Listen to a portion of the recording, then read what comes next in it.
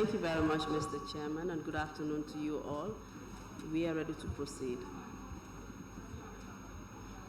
Witnesses, are you ready to proceed with your testimony?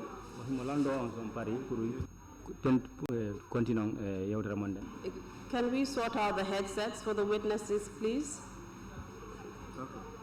Okay, they are from this group. Can we go ahead without the headsets? No, they can proceed without the headsets because they are here. No,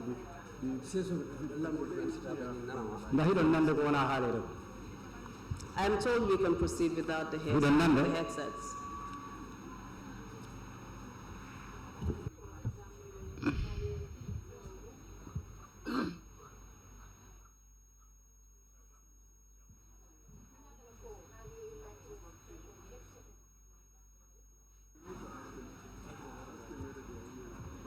Witnesses, can you hear the interpreters? Without the headsets? It looks like they are not speaking also. I think that this... Can you hear? It's not very loud.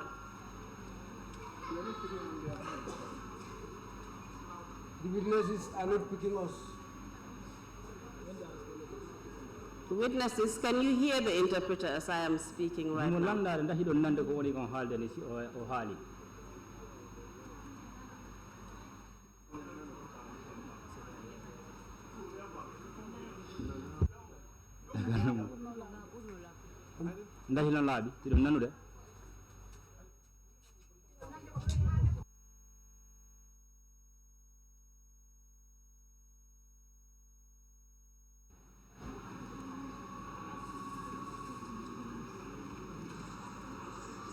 Can we arrange to have headsets for the witnesses? I think they will be able to hear better with them.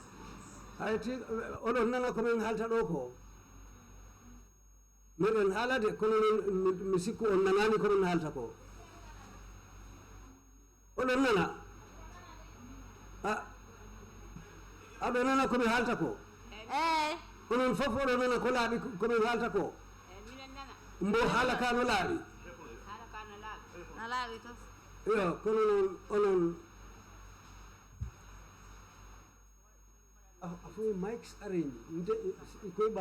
But mics, it's a medium. It looks like they are off mic.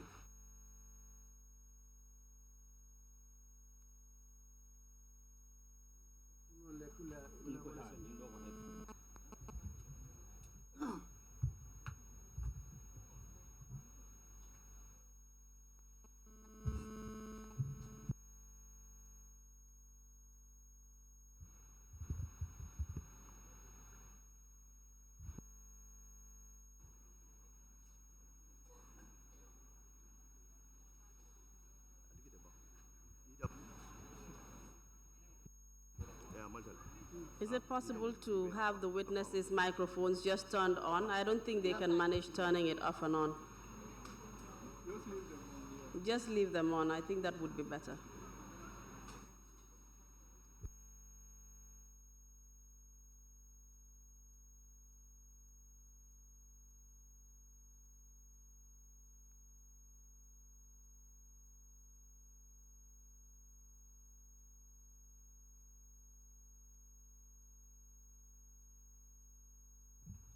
Only 3 microphones can be on.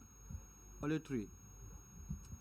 Then we will need someone to be there with them to help them switch it on and off. Otherwise, we will have difficulties with that.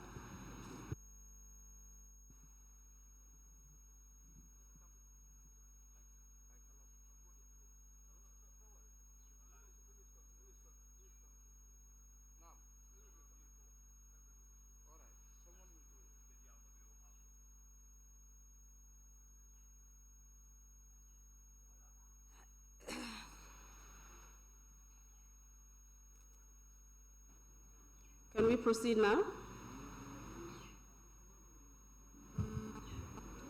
Yeah, we are ready now.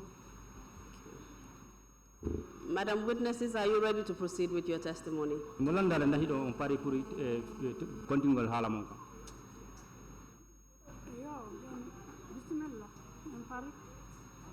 are ready.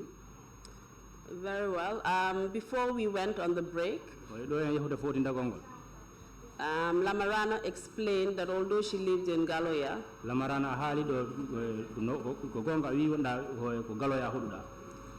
Perhaps I should speak in the first person. Lamarana, although you lived in Galoya, you were not captured from there. Lamarana ko Galoya hududa kono wona ton be nanguma. But instead you were captured in Makumbaya where you sold at the market. Kono ko Makumbaya be nanguma te Makumbaya ko to yeyata. Yes, I was selling at Makumbaya when I was abducted. And equally we heard from Fatou and Sukai, who are also both from Galoya and were captured from Galoya.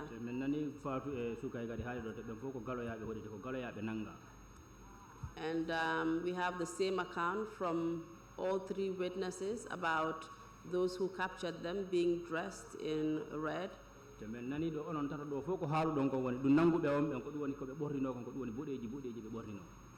And with them were people who were dressed in green following them.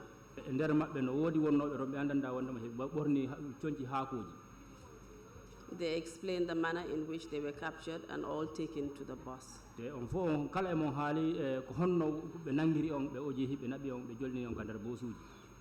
Which was packed in Makumbaya. Okay. So I will direct my question now to Fatou. Can you tell us where the bus was packed in Makumbaya, and did you observe anything that was happening around that area?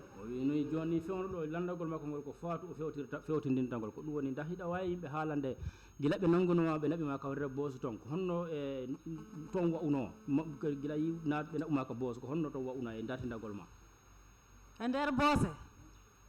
We hoto boss or darno, hoto darnino boss or hoto wono. Boss or Modarino Gale Alkali Makumbaya, Gaiga Kene. The boss was parked at the alkali's compound at Makumbaya. Can you tell us who the alcalde was at the time? I mean, Sagar Kujabi. I know him. His name is Sagar Kujabi. Can I get the name again? Sagar. The name is Sagar Kujabi. That is my name. Yeah, that's the is name it the same name? It's the same name. We Angika Bokala ko Sagar Uwete, Johnny, we in the alkali onon Kogo Sagarna.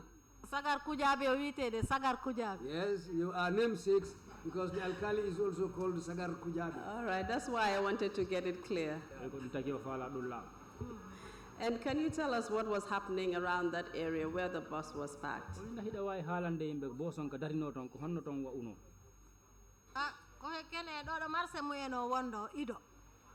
The bus was parked at the alkali's compound, which is very close to the former market. And who did you see in that general area? Were those men who were dressed in red and green around there?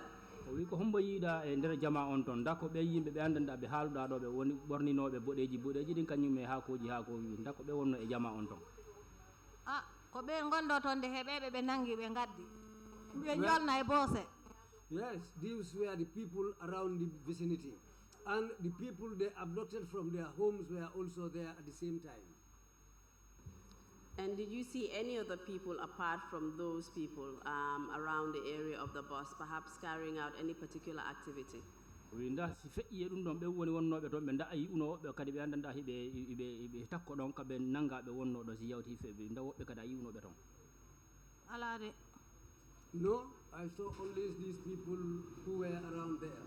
We have accounts from other witnesses who told us that there were women who were singing, clapping, drumming.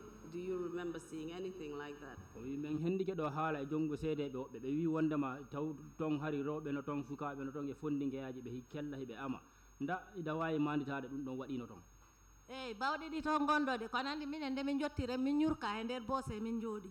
Yes, we found them drumming, singing, but the moment we arrived, we were pushed forcefully into those buses. And who pushed you forcefully into those buses? Joni non ko hombo ari duñi on naati non nder boose do forcé. Ala min duña kade ɓe jotti ɓe mbi min jole e nder boose min joli min jooɗi kono taw bawɗe ɗi ɗi ruuki toon de min jottaki noon ɗo bawɗe ɗi ngoni. Well, when we arrived there, it was drumming. They were drumming very hard, singing and dancing. although it was not a force on us, but they made it so and firm that we should go into those buses. Who asked you to get into the bus? hombo wi on wondema yo naatu ko nder boosiji kana ɓe addoynoɓe min ɓen sukaɓe girin en.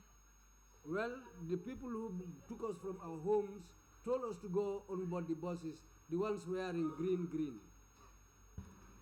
And Sukai, can you tell us, when you got to the bus, can you give us a description of the bus?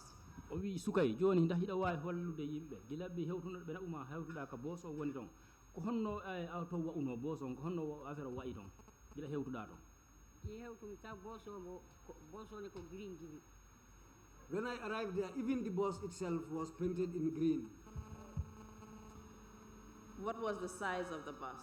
wi boos on joni nda ko honno mawnugol makko ngol ko honno foti siɗa dartindike ɗum ɗon Boos o tambo juuti de ɗi booseji mawɗi. It was a very long bus. It is the big buses that ply the roads. And was it similar to, say, the GPTC buses that we had at the time? ndahi mo wawi noon nanduno e GPTC jamano jawara ɗi boosiji wonnoɗe ɗin gonɗo ndahi no nandi e ɗin ɗon noon ɗi nandandi kono kamɓe ko green. Yes, well, they are different because these ones are green, but I can say they look alike. Are they the same size? nda yaajugol ngol hiɗi foti yaajugol ma mawnugol Foti yaajugol yo juutugol. They are the same size, both in length and breadth. And do you agree with the other observations that Fatou made about what was happening in the general area of the bus near the Alcalo's residence? o wi nda joni a jaɓi ko Fatou kadi haali kon ɗo ko ɗum woni ka boos on darino ɗon ɗum woni takku jarga on galle jarga on affaire on no wa'uno toon kankadi ko haali nda a jaɓi ko haali kon ɗo kono affaire o wa'uno Ko noon wiwano. It was exactly like how she described it. And do you have anything additional that you want to say? nda hiɗa mari ko ɓeydata e dow ko haali kon Mino wawi mar ko haali ko ɗi mino wawi hen ɓeydu seeɗa. Yes, I can add some things to what she said.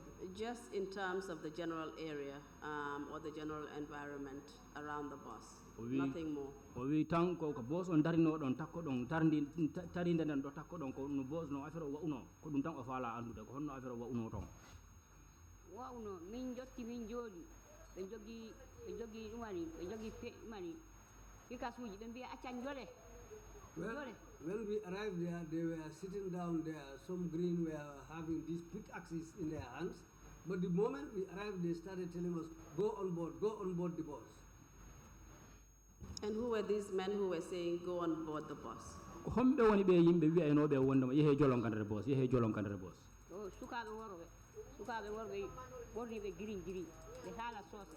It was the guys wearing the green. They were the boys, and they were speaking in Mandinka. Thank you very much, Sukai. Can I move over to Lamarana now? Mariama, you've heard what Sukai and Fatou have said. Mariama anani Sukai e Fatou ko haali ko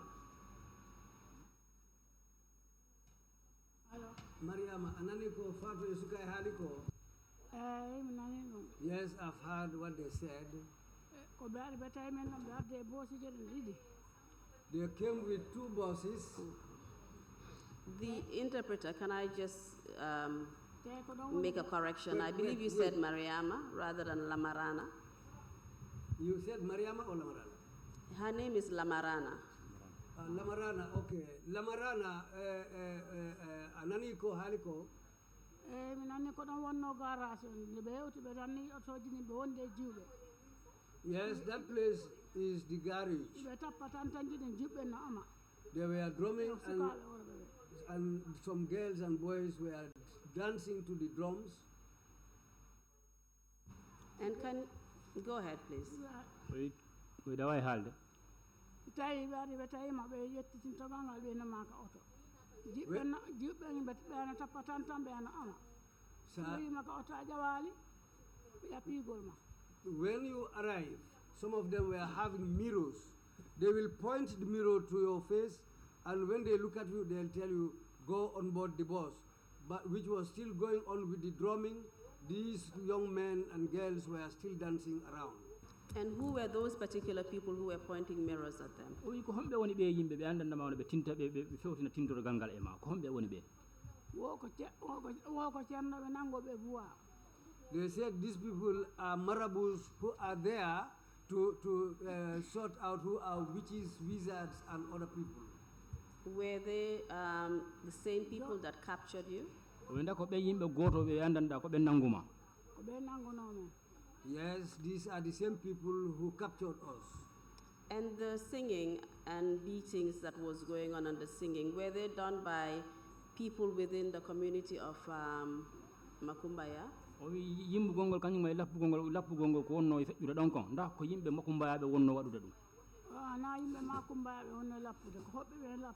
No, it is not the people of Makumbaya who were drumming. It was the people who came with their drums. They were the people who were drumming. Thank you very much. So these people were strangers. They were not native to Makumbaya.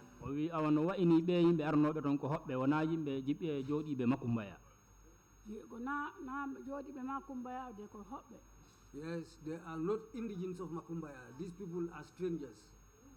And when you got on board the bus, what did you see on the bus? Well,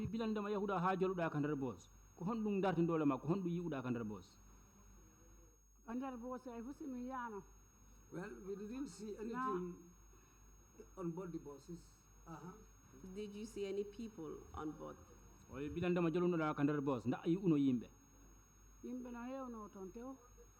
bus was almost full. There were a lot of people. The bus was almost full, and there was another vehicle which was almost full.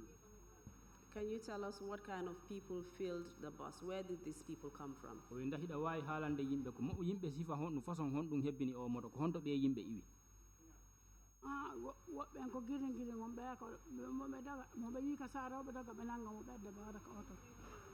Well, the people there on board the buses were mixed. These green boys and girls were there with the people they abducted. So they included the green boys and the people that they abducted from. Can you tell us from what places these people were abducted from? They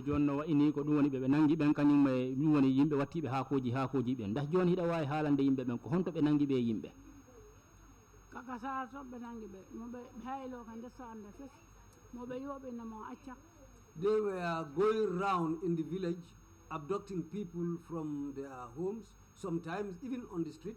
When they meet you, they will just tell you, take this way, and they will take you to the buses. And are you referring to the village of Makumbaya or any other village? Well,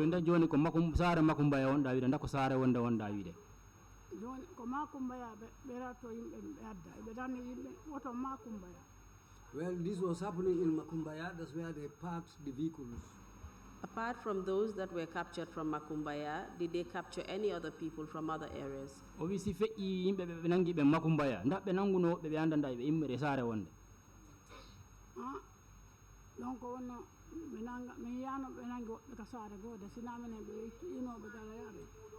Well, I have not observed them capturing other people from other villages apart from Makumbaya, but we also are from Galoya.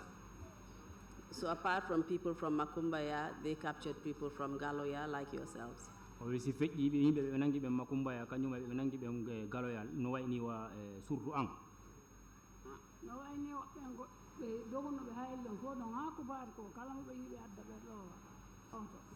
Well, even the village of Kubariko, they attempted to capture people from there, but people were running away from them when people understood what was going on.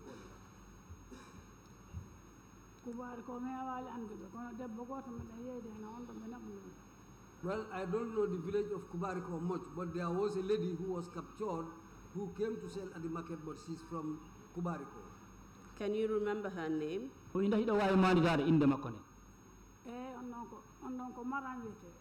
Yes, her name is Marang. What is her surname, if you know? Her surname is Jallow. And you told us that she was captured with you at the market. Were any other people captured with you at the market?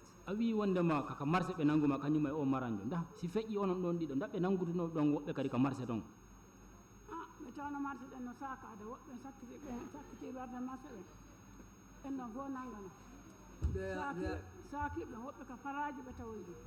Well, they are coming there coincided with the dispersal of the people from the market. But those they found in the market, most of them were captured. And in fact, they had to follow some people up to the rice fields to go and capture them from the rice fields. And apart from the names that you have given me, do you know any other names? Do you know any other people that were captured? Inde le jonduɗamo ɗo ɗe ndahiɗa andi inde go kadi ɓe andana ɓe nanngama. Inde go kadi ko mene wonno on ɗon ko Galoya wonno ko caaji kono on ɗon ala Galoya joni sotti. Well, a lady also was captured called Chaji from Galoya, but she no longer lives at Galoya. She has relocated to another place. What is Chaji's surname? O wi Chaji ko honno yettete. Jallow. Her surname is Jallow. Thank you very much, Lamarana. O I'll jarama move now Lamarana. to Sukai. Joni o yahay e Sukai. Sukai, can you tell me, after you boarded the bus, if you recognized any other people on the bus? O wi Sukai nda joni hiɗa wawi mo haalande wondema gilanda ɓe yawɓe naɓuma ɓe jolduma ka nder bos nda dartindorema jonnunoma nda a yiwno taw neɗɗo maɗa nda anditimo. Alade kana nene lama en ɗeɗen jaadunomi to. No, apart from the people that I came with, we were captured together. Apart from those people, I don't know anybody else on board the bus. Can you tell us who you were captured with together? You haven't told us yet. O wi nda hiɗa wawi haalande yimɓe joni ko ange hombo nanguidano a haalanani yimɓe taw ko ange hombo nanguidano. Ko mine Fatou nangidano. I was captured along with Fatou. You mentioned two people, Fatou and who? A haali yimɓe ɗiɗo Fatou e hombo. Fatou he nene lama. Fatou and Nene Lama. Can you tell us which Fatou you are referring to and which Nene Lama you are referring nda hiɗa to? wawi haalande ɓe ko Fatou hombo wonɗa wi'ude ɗo kañumma e Nene Lamajo hombo wonɗa wi'ude ɗo. Ɗo Fatou nene lama. Fatou and Nene Lama. Fatou and Nene Lama ko neɗɗo goto walla wona neɗɗo goto? O woni nene lama. O woni Fatou Sowe. Okay, these people sitting near me, the one on her left is Nene Lama, the one on her right is Fatou Sowe. These were the people captured along with me. Thank you for that explanation. That is Fatou Sowe and and Lamarana Jallow seated on either side of you. Can I move now to Fatou? Tell us if you recognize anybody on the bus. joni mi yahay e Fatou nda joni ɗa wawi men haalande wonde nda gila ɓe jollunoma ka nder bos woodi ɓe andituɗa toon. Apart from those that have already been mentioned. Si feƴƴi e inde haalaɓe ɗo ɓen. ɓe andi hay goto mi anditani to de sina ɓe immormi Galoya. I didn't recognize anybody there apart from these people who came from Galoya with me. Thank you very much. Jarama. Lamarana, you've already explained the circumstances of your capture and abduction and how your children came to the bus and were crying. How did you feel at that point after you boarded the bus and you were being taken away? O wi Lamarana a haali ɗo haalani yimɓe gilandema ɓe ari ɓe nanguma te a wi wondema gila ɓe nanguma sukaɓe maɓe ko honno ɓe won wa'uno woɓɓe no wulla woɓɓe maɓɓe no wulla joni gila ɓe nanguma ha ɓe jolduma ka nder bos ko honno ɓe nanguma ɓe naɓuma an ko honno yi'ura e hoore ma ko honno ɗum waɗi ma e nder miijo doomi adama yagal. Min mi andi wona faalaɓe ko moƴƴi sinano sa jokke goɗɗo ha ɓiɗɗo makko ade wullira fotuma accude. I know that these people are heartless because if you capture somebody and his or her children come there and start crying, you should have mercy. Ono wawi ɓe jaɓali ɗum fay ɓe wulli kamɓe mi jonni ɓe bagage o minen min yeehi. But they refused. Then we handed over our products to those children. Then they made us board the bus. And at this point, did you know where you were being taken to? O wi on wattu ɗon nda a anduno ko honto ɓe wonno naɓude. Mi andali de. No, I don't know. Did you ask? Nda a landino kadi. Landanoki ɓe de. I didn't ask them. And Sukai, tell us how you felt at this point. O wi Sukai joni an kadi ɗa wawi haalande yimɓe gila ɓe nanguma ko honno an kadi yiɓuɗa hoore ma ko honno faamuɗa e hoore ma. Fona nangude Allah. Well, apart from putting our faith in Allah.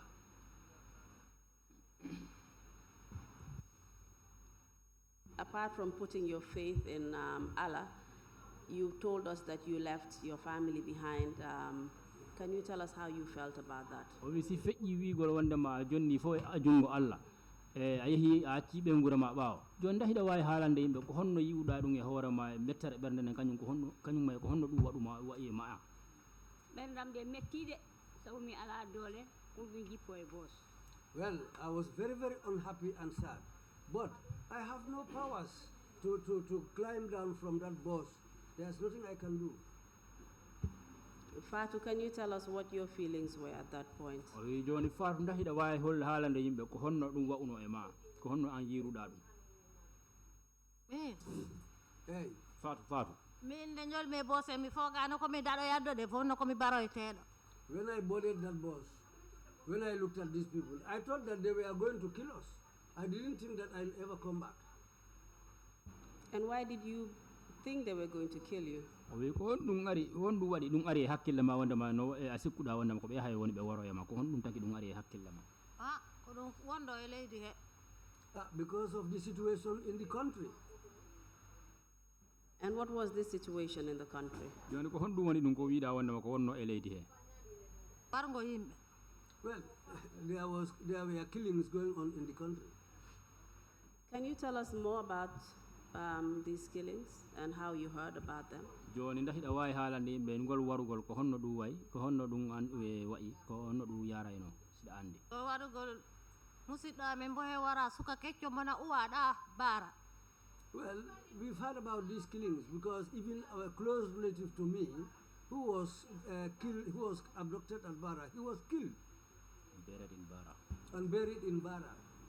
And who was this close relative? ko homboni o musidɗo ma mo wonɗa wiide ho fiimu On ko ñoomi o jiya. He hails from Nyomi.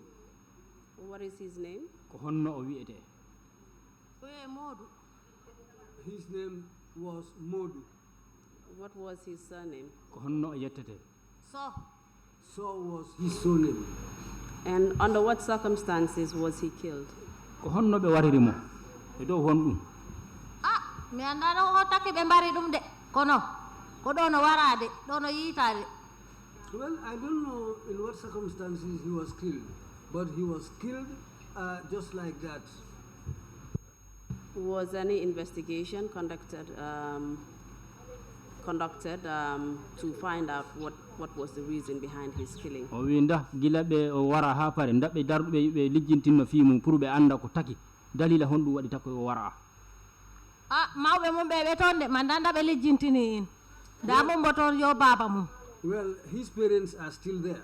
His mom and dad are still there, but I don't know whether they have instituted any investigation into the matter. So can you tell us if you knew where you were being taken at this point when you got to the bus? o wi nda joni hiɗa wawi haalande yimɓe gilandaɓe ɓe yeehi ɓe jolluma ka nder bos nda anduno ko honɗo ɓe wonnoma naɓude mi anda no ɗo jahanmi de ko Allah. I didn't know where they were taking us to. And do you know where these people came from? These people who were dressed in red and those who were dressed in green and were armed. Do you know where they came from or who sent them? o wi ɓe yimɓe wattinoɓe boɗeji kañum e haakoji ɓe jogui petelje kono no wiruɗa ni nda hiɗa anduno ko honto ɓe immori mi anda ɗo ɓe jiyano wagdege yallah ɓe gartan kono mi anda ɗo ɓe jiyade. Well, truly speaking, I don't know where they come from. I just saw them like that. And Lamarana, do you know, did you hear anything on the bus to indicate where these people were coming from?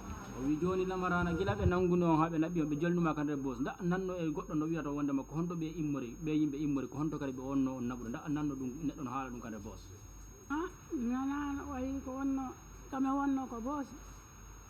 Well, I didn't hear anything like that when I was on board the bus. Did you subsequently hear something?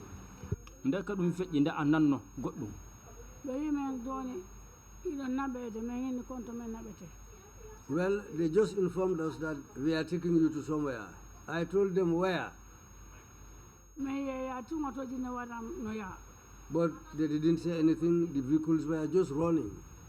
nde min yewtoyi ɓe yi ko a yiyete kololi ɗon.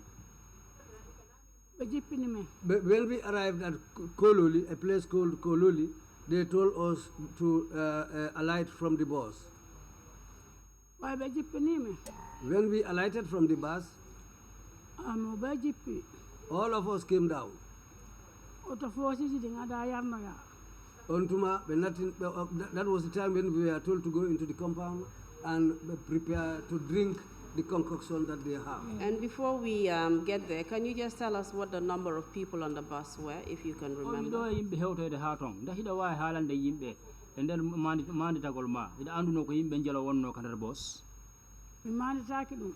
No, I don't know the amount of people there.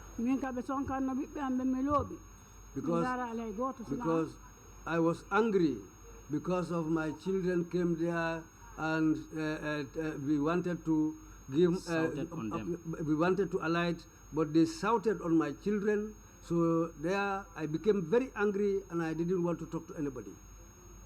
And when you got to this compound where you were given the concoction to drink, what did you observe about that compound?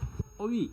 Gila be nabi on haɓe jottini e nder ɗe galle kaɓe jonni on ki lekki ton pour on yaru gila ɓe yarni on ɗum ha pare ko hon ɗum dartidinoɗa ka nder galle ɗon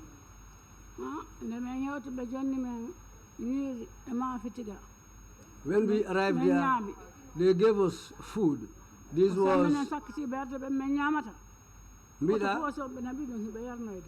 yes, when we arrived and they gave us food to eat, when we were eating, some were told to move so that they can go and drink the concoction. And before that, did they ask you to do anything? Well,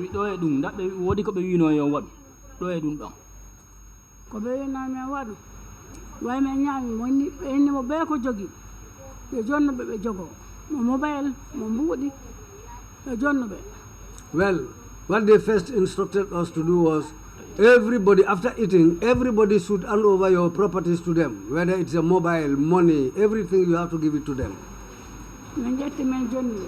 We took our things and gave it to them. That was the time when they took us inside for us to go and drink. Can you tell us what they took from you? Well,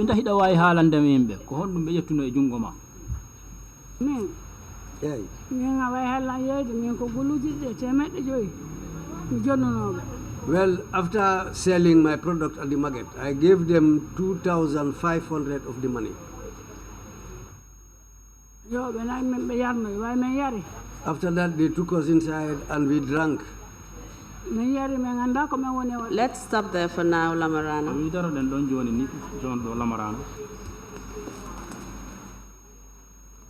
I would need to hear from the others before we move on to that topic.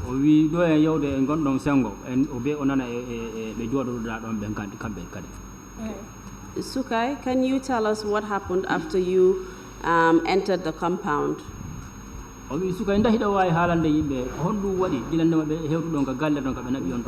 they ask you to do anything?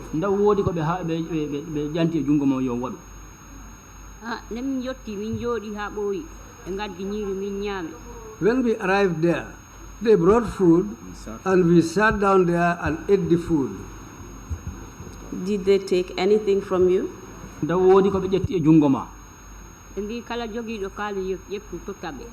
They said anyone with money should give it to them.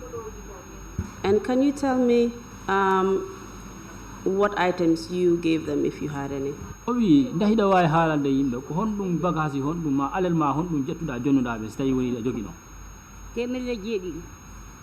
they took $700 from me. Was there anything else they took from you?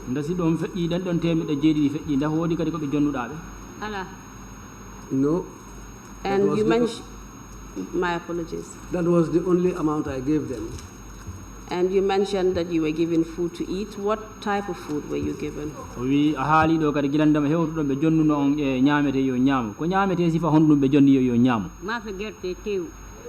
they gave us groundnut paste, sauce, and meat with rice to eat. And that is damoda. Is that correct? Yes. And do fullers like damoda?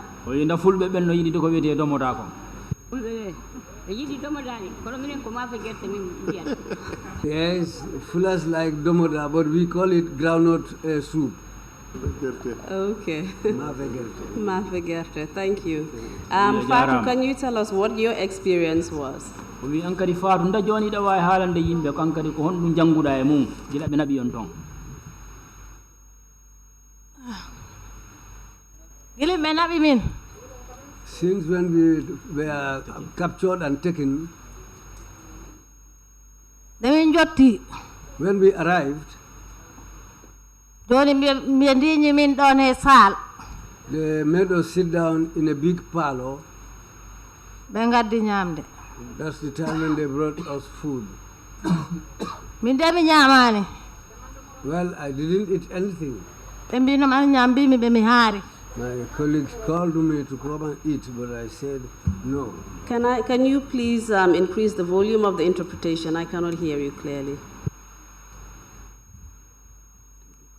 Yeah, are you getting me now clearly? Yes, can you just repeat what you said previously? Eyo ko ɗum haalnoɗa? Hmm? Mbiɗa ko ɗum haalnoɗa joni? mbimi ɗo ɓe noddi ñamde. Mimi haari. Well, when they brought the food, I told them that I cannot eat. I'm satisfied. Why did you refuse to eat? oy ko honɗum taki saliɗa ñamude tawi darata o reydam noon ndu heewi. Well, it's not because of anything, but I was satisfied at that time. And did they take anything from you like the others? nda woodi ko ɓe ƴetti e junngo ma no wayni no ɓe jooɗoɗa ɓen ɗo ɓen ko ɓe haali kon ɗo woodi ko ɓe ƴetti e junngo nda an kadi woodi ko ɓe ƴettuno e junngo ma woodi ko ɓe ƴette junngo mo sabu tan mino waɗi ñekkel kaalis amen dépassé ndunkame. Well, at that time, I was having a secret purse on my body where I put my money, which was supposed to be my fish money. And did you hand it over to them? nda a jonnuɗoɓe ɗum ɗon kadi an kadi ɓe jonnunoɓe o. Yes, I had to take it out and give it to them. Thank you. And how much was it? oy ko jelu wonno ɗum ɗon on ɗo ko ɗon ko ujunnaje ɗiɗi e temelle joyi sabu taw ɓiɗɗo miñirawo mo min nuldi kalis sambo Malaysia. Well, it was 2,500 because by that time my brother's son was living in Malaysia who sent me some money. Thank you very much. Let's just move on to the concoction that was given to you. You've all narrated that after you came to the house, you were given a concoction to drink. o wi joni yehen e fi lekki ɓe jonni on kon yon yaru gilandama yetti ɗon ton on fof on haali wonde ɓe jonni on ki lekki yon yaru joni yehen e sengo ɗum ɗon Lamarana, I will start with you. Can you just explain wi joni o yahay e Lamarana ndax hiɗa wawi haalande sifanade yimɓe how you were called to drink the concoction and who called you? honno ɓe ha ɓe noddirma pour ya ar yaraki lekki te ko hombo kadi nodduma so ɓe ari When they come, ko ɓe ari mi nanga woɗo junngo ɓe naɓe yarno. they will just come and hold your hand and take you to the room. si a yaroyi ɓe artama ɓe deppa ka leydi ɓe nanga oɗo kadi ɓe naɓa yarno. They'll take you into the room, give you this concoction, you drink it, and they bring you back out and they tell you to sit down. You sit down, another person will be taken along. And prior to being given this drink, were you organized in any particular way? o wi ɗo eɓe jonnude on ki lekki pour yaronki ndahi ɗon joɗɗinano e joɗɗinare nde andanɗa wondema hinde joɗɗande nde joɗɗinade fewnde sifani min jooɗino e mum goɗɗinoɗa feccere karo wiya waɗaka. Well, the place we were sitting down was on the bare floor. There were some, there was a part which were having tiles and the other side were not having any tiles. And you said that they would come and grab you one after the other. Is that correct? a wi wondema ko ɓe ara ɓe nanguira on goto goto ndako gonga Yes. It is also correct that you had other people who preceded you, who went in to drink the mixture, the concoction before you did. o wi a wi wondema kadi won ɗo eɓe nanguɗo ɓe naɓa on wonda pour yaro e lekki woodi ɓe naɓaɓe premier tawa ɓe yaro e ndako gonga tawina wonoɓe poromel ɓe woɓɓe yani anda ko one wadde. Well, some people after taking this concoction fall down and they become unconscious because they don't know what was going on from that minute. And those people who went in before you, do you know if they went freely or they were forced? o wi yahuɓe ɓe naɓaɓe ɓen ɗo e onon yahude ndahiɗa andi ko kamɓe yahani hoore maɓɓe na ndako ɓe força pour yoɓe ɓe yaroya. Well, they were all held by their hands, taken into the room, and given this concoction and brought out. And that's how it happened to us. And who would normally hold their hand and take them into the room?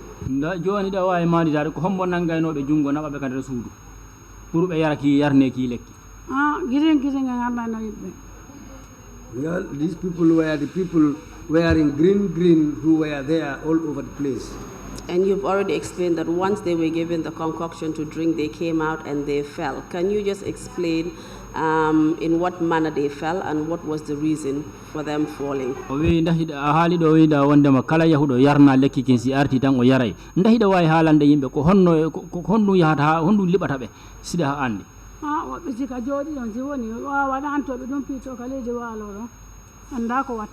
Well, I don't know, but it happened that the moment when they are taken inside, they are given this concoction.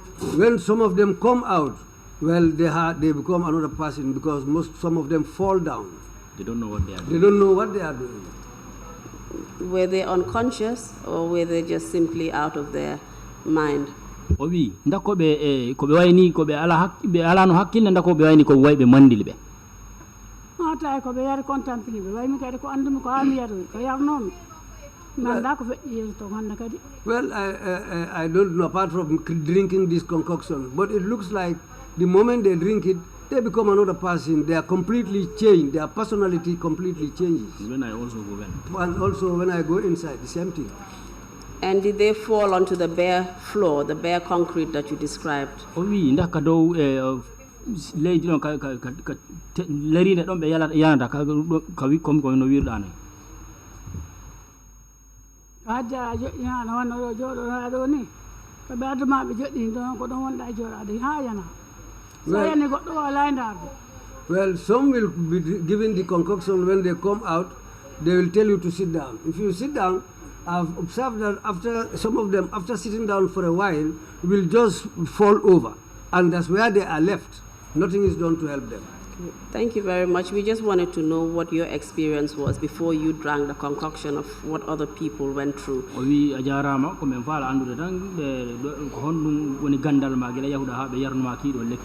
I would like to know now what your own personal experience was. What happened to you after you drank this concoction?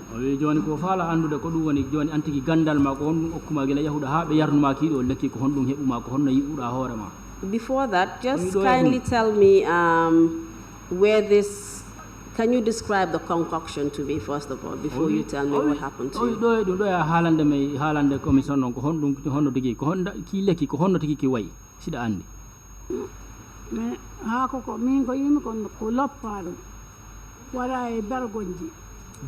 What I know is that these people, some of them were beaten up to make them drink. And concoction was pounded. And the concoction itself was pounded and mixed with water. Do you know what the ingredients of that pounded mixture contained? Oh, oui. No,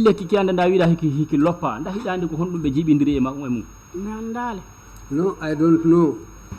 And you said it was mixed with water and you were given to drink. In what container was it put?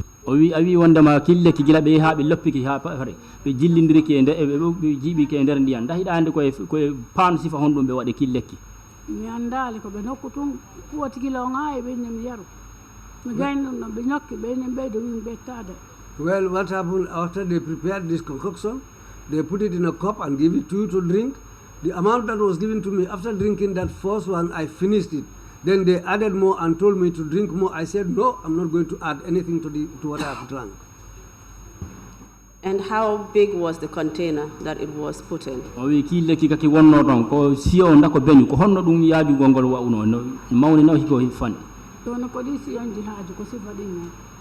It was just like these small buckets. Ceremonial buckets. These ceremonial buckets that people use.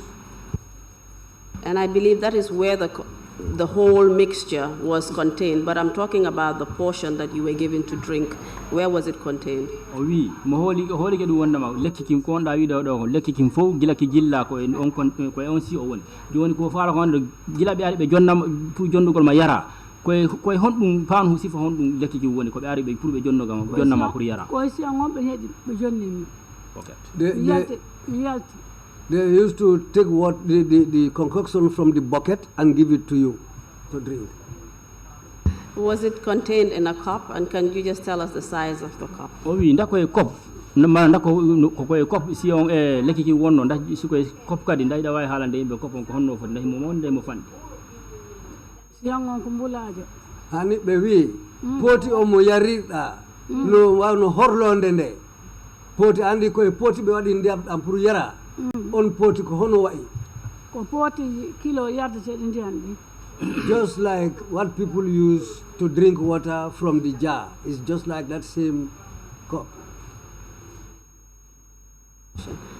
And you said after you were given that cup to drink, you were told to drink another and you refused to do so. O wi a wi wondema gila ɓe jonnuma nden potlonde premier nde folonde ya yaru hunnuɗa nde ɓe wi ɓe jonnitama goɗɗo kadi wiɗa a yoni a watta Yes. So did you only drink that one cup? ndako nden potlonde wotere nde yaruɗa nden ɗon mi yari ɓe yanilande ɓe inni kala yarɗo lekki kin si yari ndiyan o maayay Well, after drinking this concoction, the advice the man gave me was that if you add water to this, if you drink too much water, you will die.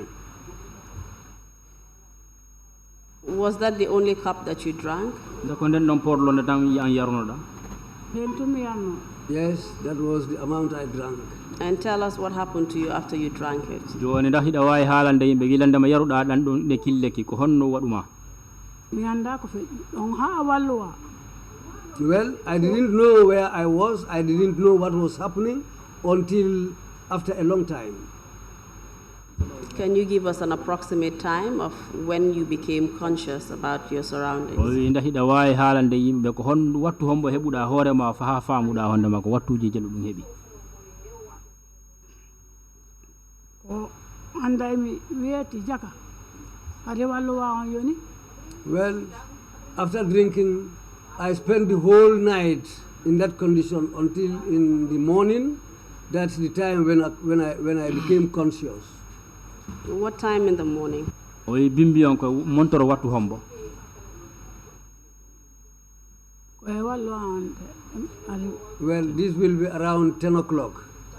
Thank you very much, Lamarana, for your narration of what a happened to you jarama after you lamarana took the ko feƴƴi kon e concoction. hoorema gila ɓe yarnuma ki lekki Sukai, can you tell us what your experience was before and after you drank the concoction? o wi joni sukay an kadi nda hiɗa wawi haalande yimɓe ɗo e a yarnede lekki kin kañumma gila yarruɗa lekki kin ko honɗum waɗuma honɗum heɓuma nde ɓe gaddi ɓe ñeɗi ɓe ardi pot mbiyam mbi When they brought this concoction, it was in a bucket, and it was taken into a cup, which I was given to drink from the cup. And before that, did you observe what happened to other people who had drank the concoction before you? o wi ɗo e ɗum ɗo e a yarnede nda a dartidino yimɓe ɓe andanna haɗi ɓe jonnama premier ɗiɗo ɗo e an a yarde nda a dardidinoɓe eyyi ɗo ɗo min jooɗino taw woɓɓe ɓe ɗon jani ɓe paɗɗi Yes, what I observed was that those who had already drunk, some of them fell down and they were lying just near us there, lying down on the ground. And as they lay on the ground, can you tell me what condition they were in and what you observed about them? o wi bilandema yiwɗaɓe ɓe waali ka leydi gilandema ɓe yari ki lekki ko honɗum dartidiɗa e maɓɓe ko honno ɓe wa'uno si wona ɓe leeli ɓe ɗaani ɓe leeli ɓe wayno ko maayi ɓeha ɓe wayno ko ɗaani Well, ɓe tenki just like that, some were just lying down like corpses. Some looked like they were sleeping, but they were just motionless. Please proceed and tell us what happened when you went into the room. First of all, just describe the room that you went into before you were given the concoction and who took you there. o iɗo joni ɗa wawi haalande yimɓe gilandema naruɗa ka nder suudu pour ya yaruki lekki ko honɗum dartidiɗa toon kandi gilandema naruɗa ka nder suudu e simona mi yii toon no wayi taw mi siwo ɓe ñeɗi Yes, when I went in, there was a bucket standing in the room filled with water filled with this concoction. And can you describe how you saw the concoction? What color was it, and do you know what it contained? O wi ndahi da wawi haalande yimɓe gilande ma natuɗa ka nder suudu yi'uɗa ki lekki ki waɗa e o siyo ko honno yiruɗa lekki kin couleur honɗum ki lekki kin jogui ka nder siyo ko couleur honɗum ki jogui lekki ki ko nino ha ko hecco ndiyam ɗam wayno ha ko saƴƴa ko. Well, the medicine looked like something greenish. It was just like green leaves which were crushed into water. And how was the taste after you ingested it? wi gilande ma yahuɗa ha yaruɗa ɗum ko honno ɗum wa'uno e ka nder hunduko ma ko honno yiruɗa ɓelendi ndi no mettinda no weeli metta ɗum kay na metti sabu ko hako ko ndiyam seeɗa ɓe waɗi. Well, it was really bitter because the water was not much in the bucket. And how much of it were you given to drink? ko potiji jaluɓe jonduma pour yara Poti half jarmi to. The cup was filled up to halfway. That's what I drank. And after you drank it, what happened? gilande ma yahuɗa ha yaruɗa ki lekki ko honɗum waɗi Jarmi ha puntumi garmi joɗimi muno waɗani muno gonga ha yalni. Interpreter, can we just go back? I'm told that the witness said she drank a cup and a half of that mixture and not half a cup. Mbiɗa ko jelu yarɗa ko poti e feccere walla ko feccere poti? Poti e feccere yaro. Yes, I drank a full cup and plus half of the same cup. And how big was the cup? oyi poti on ko mawnugol makko ngol ko honno wayi Potiji biyam mbiɗi. It's just these normal cups that we used to drink from the jar. And after the first cup, were you satisfied? Can you repeat the question? After the first cup, were you full? Was your stomach full of this mixture? oyi bilanda ɓe yarnuma ki lekki porlonde iɗo nden nda reɗuma ɗum haruna Ɗum harino koyo hako ko fof ɓe wita ya ƴakkuɗa moɗa. Well, what happens after drinking the amount of water contained in the cup? The dregs that are left inside the cup, the small leaves, they tell you to chew those leaves also and swallow. And how did that feel like, having to chew those bitter leaves? honno ɗum wayi e ma gilande ma ɓe wima wondema ya ƴakku kon ha ko cecco Nandano mi yarano mi waɗ ƴakkumi tan wakkirlimi. Well, I don't know what to do, but I chewed them and I swallowed them. Did it have any effect on your mouth at all, having to chew those leaves? nda ɗum heeɓi tampere ko tampinma e nder hunduko ma kon pour ƴakkugol kon haako ka nder hunduko ma woodi ko ɗum tampinma e hunduko ma Tampini kam de sabu simi ƴakki tan mi wiya muno tuuta. Well, Muno waɗani. it gave me a lot of problems because I nearly vomited. But whenever I swallow it, I just go to the verge of vomiting. And after you drank it, what happened? How did it make you feel?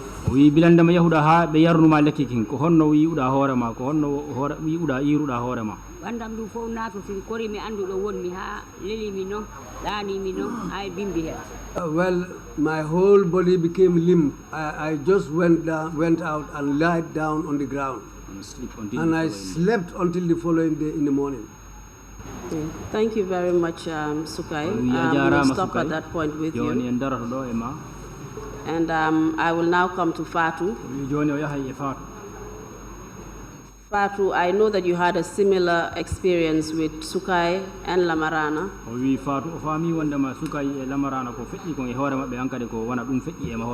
But I would like to know what your personal experience was.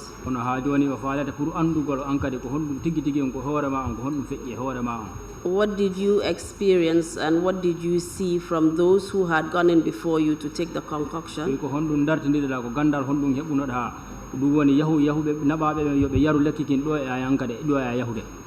And also your own experience of taking the concoction.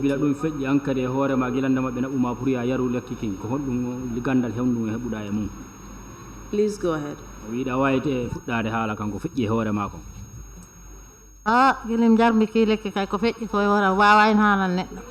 Well, after drinking this medicine, what happened to me, I cannot narrate it. Sabu gili mi fera wonde hay bulot. Ko ki lekki ardi kam hay bulot. I've never suffered from high blood. But from the day I drank this, I started suffering from high blood. And before you drank the medicine, did you see others who drank it? We do anga jonnere lekki kin pour ya yaru nda ay uno be andanda be yarnama be jarna be fo be don lasotiri. Well, those who had already drank the medicine were all lying down, just like people who were unconscious. And do you remember how many of them took the medicine before you? nda hida andi ko yimbe njolo sinda hida wawi manditade ko yimbe njolo yarna lekki kin do e anga yarude. Mi wawi mandito sabu ko boss kewɗo minen batindi yar. Well, I cannot say that because it was a bus full of people and we were among the last people to drink. You can, if you can just give us an estimate as to perhaps the number of people that were on board the bus. Would you say it was between 60 to 70 people, less or more? Oh, oui. Hida way tam e mijo ma nda hida way andude ko yimbe njolo wonno so tawi woni hetare yimbe capande jeego ha jeedi do ko mijo ma tan e mijo ma ko sinda hida way andude nda hida way manditade. So heɓani jeego ne de mi nandi heɓi njowo hen.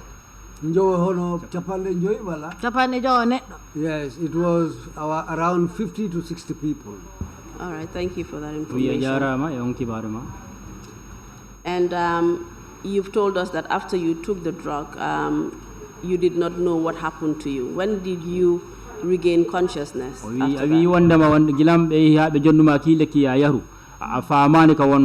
Wattu hombo hettuɗa hoore ma ha anduɗa ko wonɗa. Nde min jarna lekki ki boori waktuji 5. We drank the concoction around 5 p.m. Ko ɗon nde min paɗɗimi ha heɓimɓen subaka. That's where I lied unconscious until the following morning. And who gave you this concoction to drink? Hombo jonduma ki lekki ya yaru. Well, it is the people who came and abducted us. They said these people are looking for witches and wizards. And were they assisted by any other people? Ndahibe hu jogino wallitotoɓe. Be? Ndahibe maruno wallitotoɓe ɓe. Pour yarno. Tani yimɓe walloɓe ɗumen. Yanɓe ɓe. Ka yarrugol ndahibe jogino wallitotoɓe ɓe. Ay goto wallitama siɓe nangima ɓe naɓima a yari ɓe gartirma ɓe ndiñma ɗon bergittoɗa paɗɗoɗa. Well, there was nobody helping us, the victims.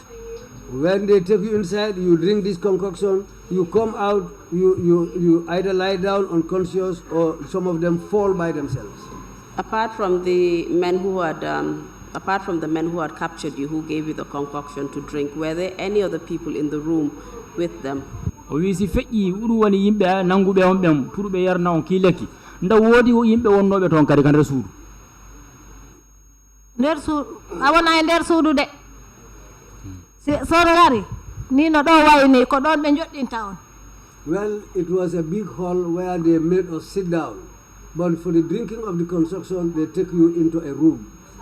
Ina wayni no sa immima ɗon ɗumani ni no wanon ni noon ɓe mbaɗi ɓen cakkiti. Well, the area, the room was just around the same hall where we were made to sit down. So from that hall, they just take you to the place where you drink the concoction. That's where they had this bucket filled with this concoction. And what time was it by the time you took the concoction?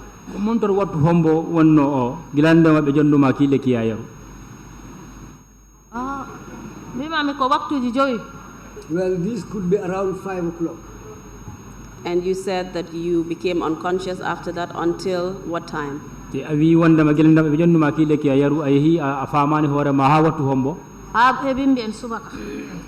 to the early hours of the following morning. And when you became conscious, can you tell us if anything happened to you?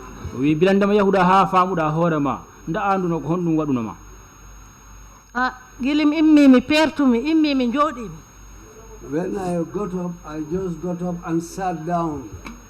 Ndeke ɗo ɗo min janno ɓe itti min ɗon ɓe naɓi min e sal goɗɗo e nder suudu. Wona ɗo ɗo min janno min gonɗo de. ɗon ɓe ndoodi min ɓe naɓi e sal goɗɗo. What I realized was that they removed us from the first hall where we were.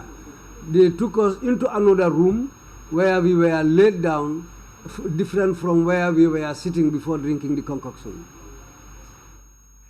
Please proceed. Continue. Sabu nde paɗɗitimi subaka.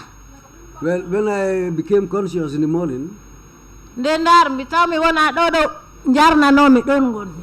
I realized that I was not in the same room where I was the previous day. Gandumi ɗo ɗo min itino won wona ɗon min goni. I realized the difference between these rooms. And whilst you were there, did anybody tell you anything? Joni subaka nde min immimi subaka. When we woke up in the morning, miɗo jooɗi suka gorko goɗɗo green boy. I was sitting down when one of the green boys came. O ari ha o dari o tiimi kam. He came and stood in front of me. O wi kam an gilim rowani yimɓe foti hono ñamɗa. He asked me, well, since long yesterday, did you eat anything? Mbimi ɗum mi feera ñaam neɗɗo te mi ñamata neɗɗo tawi komi ñamnejo tawa nden kana ko an leɓɗanɗo kam o ñamni. I told him, well, I have not eaten anything and I have never eaten a human being. I have never eaten anybody.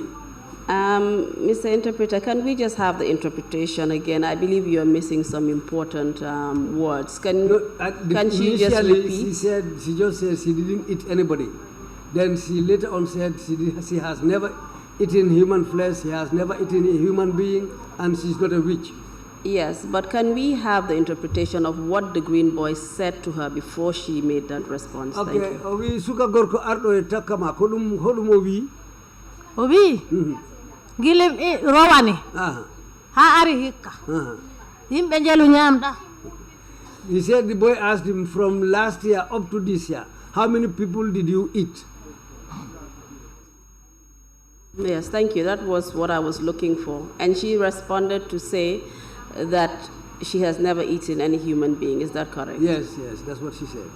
Please continue. We continue. Then I said to him, I have never eaten human flesh. Since I was born up to this day, I'm now an old woman. I've never eaten flesh. It is only you who accused me to be a witch. And do you know why you're being accused of being a witch? Well,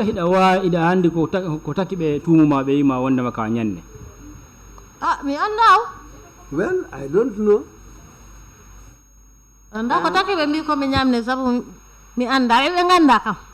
Well, I don't know why they pointed at me. Because I don't know them and they don't know me. And up to this point, did you receive any information whilst you were there as to why you were brought to Kololi, accused of being a witch and given this bitter concoction to drink?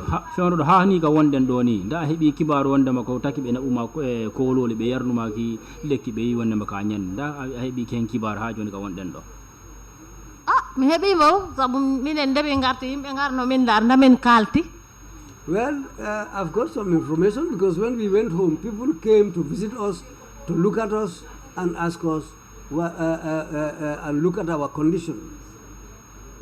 My question was, basically, do you know who sent those people who treated you this way?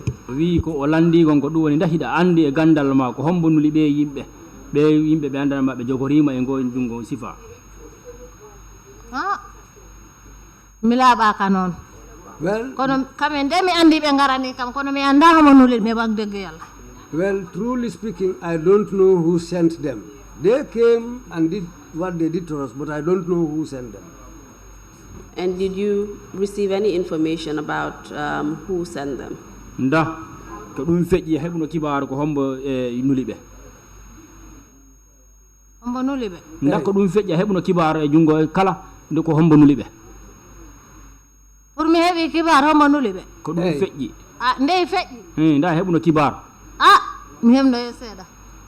ko hoɗum kibar heɓɗa? wiya ko nelaɓe. Well, the information we were told was that these people were sent. wiya ko nelaɓe yoɓe nangoye yimɓe ñamneɓe. Well, they were sent to look out for witches and wizards. wiya ko joom leydi neli ɓe wiya yoɓe nangoye ñamneɓe. And they said the head of state was the person who sent them. Can you tell us who the head of state was at the time? Jamano on jamano da hiɗa wawi haalande yimɓe ko hombo wonno yeesojo leydi on. noon ndi yeesojo leydi o no. I know the head of state at that time. Please tell me Who he was or she was. ko hombo ndako debbo ndako gorko. ko on joola mbiteɗo Yaya Jammeh. It is the Jola man called Yaya Jammeh. Thank you very much, Fatou. Sukai, you've heard everything that Fatou has said. Can you just tell me what your experience was after you regained consciousness, after drinking the concoction and waking up? What happened to you?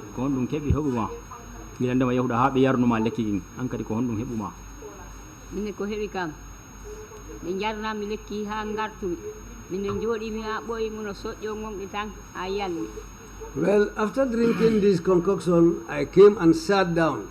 But I became some sort of dizzy and sleepy. That's how I was until I fell down. And when did you wake up after that?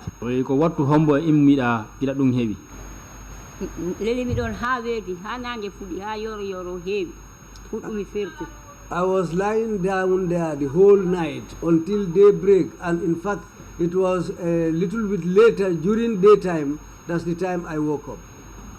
And you heard what Fatou said about being accused of a witch when she woke up by the Green Boys and being asked how many people she had eaten. Did you have a similar experience? Oui, anani Fatou ko haali do ko gilendem o yarnaki lekki. O ha o immi godi wodi ardo landimo yondema wigol mo wondema gilendema rowoni ha hikka ko yimbe jelo nyaamuda nda an kadi a hebuno sifa dum don.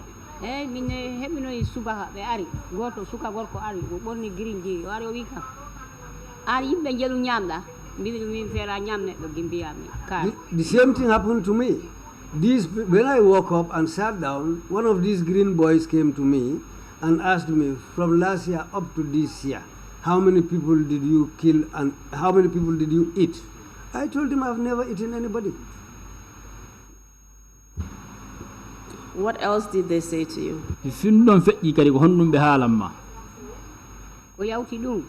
Well, after that, well,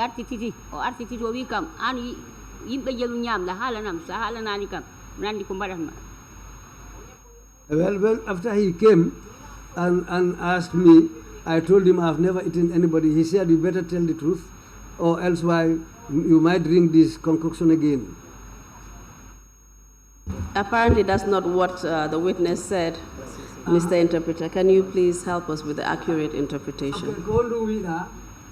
Bumbimi o arti titi o wi kam an ko yimbe jelu nyamda bibi mimi wona nyamne ju fera nyamne do.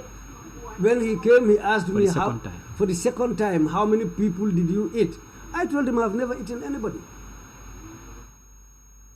Okay. And how did it? Did he say he would do anything to you? When you gave him that answer? O hala nanim de ndo ari kufi kam bo yaha bo arta bo yakam non hala na boka wiya sa hala ni mi ha ko jida ha ganda ko mi wadi inu wat hala sa so ngona nyamne. He was going and coming and asking me, you have to speak, you have to talk, you have to talk. I said I have nothing to say. He told me finally that if you don't say, whatever happens to you is your own fault. And the way he was behaving, was it in a threatening way? We gandal ma no wonno wairde ni e yeso ma nda sikke ma asikkuno wondama ko hulbinte woni. Dum pawno mi ko kulbina do kam. Well, that's what I thought. He was threatening me and making me afraid. And how did you feel at that point? An joni on jamanu fewndo don ko honno jiwdo ay hoore ma. No yimi hora. Mi hulani de. Mino nange Allah. I was not afraid because I have my trust in Allah. And What eventually happened? Were you given more concoction to drink, or did they do anything else to you? O wi ko honɗum waɗi si ɗum ɗo gila ɗum ɗon feƴƴi daɓɓe jonnituma kadi lekki kadi ya yaru. E jonnitani min. No, they didn't give me any more concoction to drink. We've heard testimonies of people being beaten in Kololi. Did you have any such experience yourself? min heɓi seedeyaji yeeso o commission woɓɓe wi wondema gila ɓe nanga ɓe naɓa toon kololi ɓe lappano nda an kadi a heɓuno wona ɗum ɗon e feƴƴuno e hoore ma pour lappede eyyi kesani lappede. Well, they didn't beat me. Did you see any other person being beaten? nda yitere ma teguino e neɗɗo ɓe andanda o lappama. Mi yino hen seeɗa de. Well, I've seen some people being beaten. Can you just tell us about that? nda hiɗa wawi haalande yimɓe ko feƴƴi e ɗum ɗon wi lappaɓe. Lappaɓe ɓe. eyyi woodi lappanoɗo kono on ɗum accani ɗum o sankima. Well, I've seen somebody who was beaten, but he didn't survive. He passed away. Can you tell us who was beating him and how he was beaten and what happened until he didn't survive? o wi nda hiɗa andi e gandal ma ko hombo wonnomo lappude ko honɗum kadi ko honɗum nda o ko honɗum kadi o waɗi ha o lappa ko honɗum o lappirano. ɓe naɓanno ɗum toto caggal tuurel to ɓe nana mo wulla. Well, they took him behind that small house, and I heard him crying. Can you just tell us how you heard him crying? o wi nda hiɗa wawi haalande yimɓe ko honno wonnoɗamo e nanirde himo wulla. Mo luuɗa tan mo luuɗa ɓe wi ko ñannejo yo haala ko yimɓe jelo ñaana. Well, he was crying and crying. They said he was a witch, a wizard. Let him tell them how many people he has eaten. And was he crying because he was being beaten? ndax wullugol makko ngol no heeɓi no faati e dow lappugol ngol na.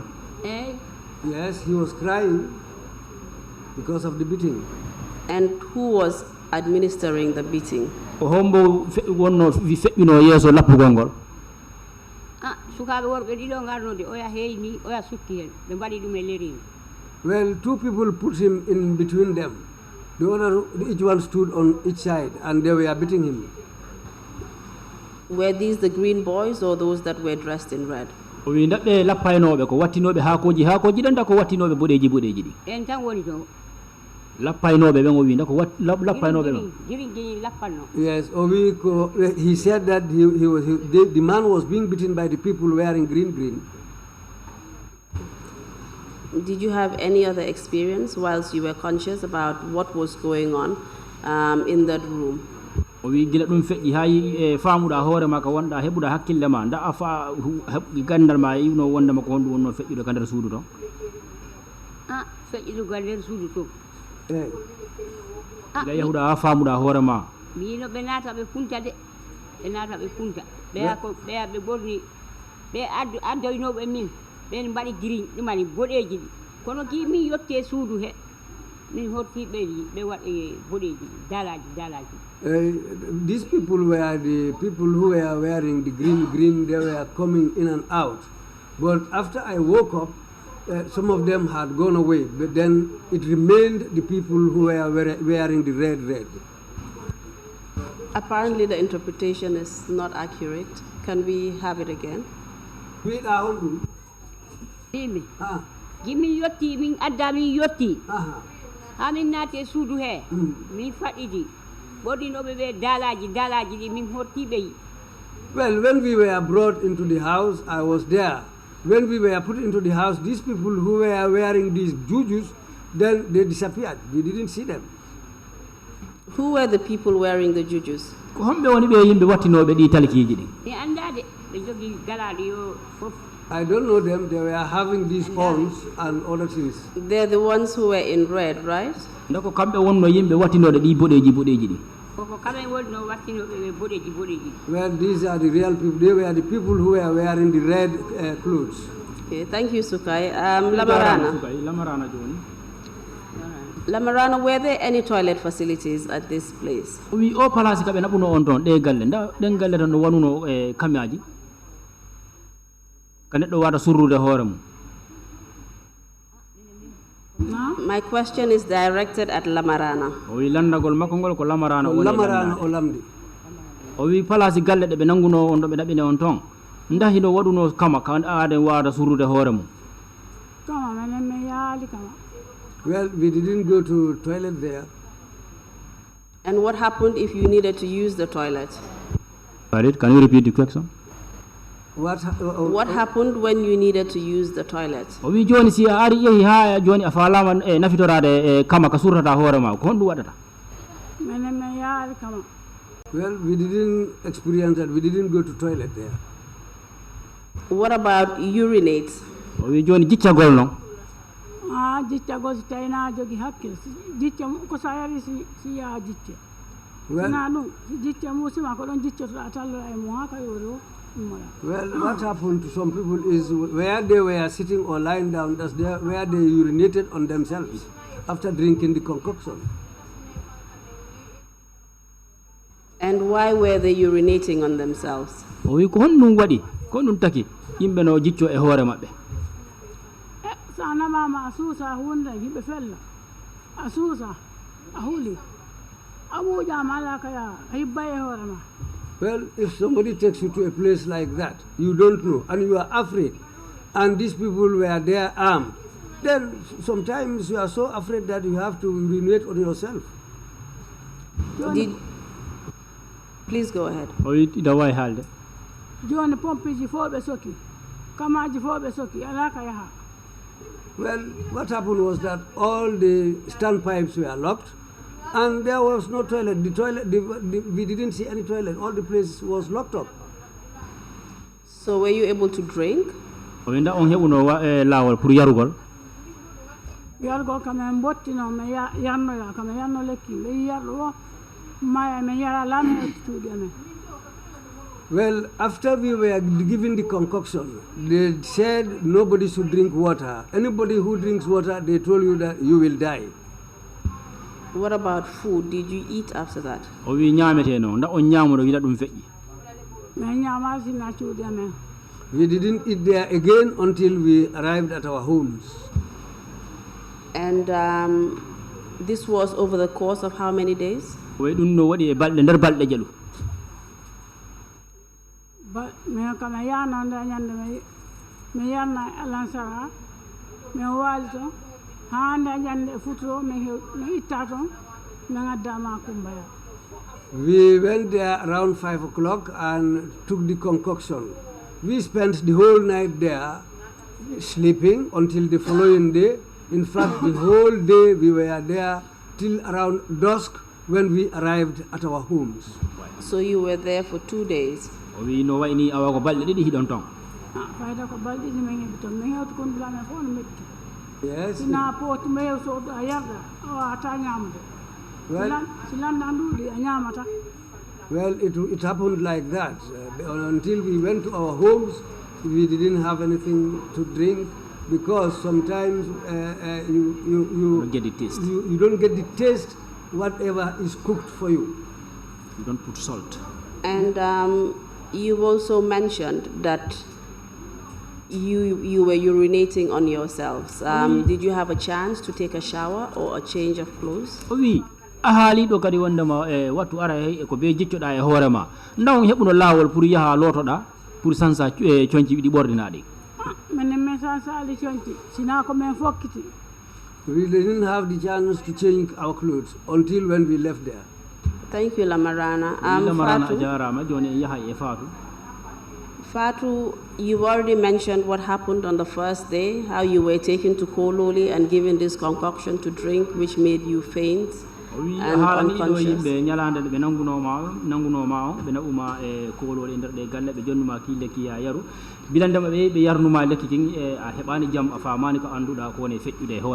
You also explained that after you became conscious, you woke up to the green boys accusing you of being a witch and asking you how many people you had eaten.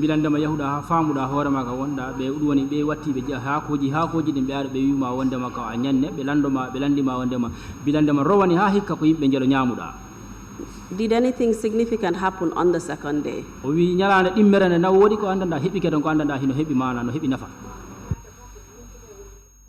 ɗimmere ndene min goni toon ko nden noon ko nden ɓe lamdotono min dako yimɓe jelu min ñaami sabu andi ñande min jeehi ñana andi min jarnama lekki ki min paɗɗima.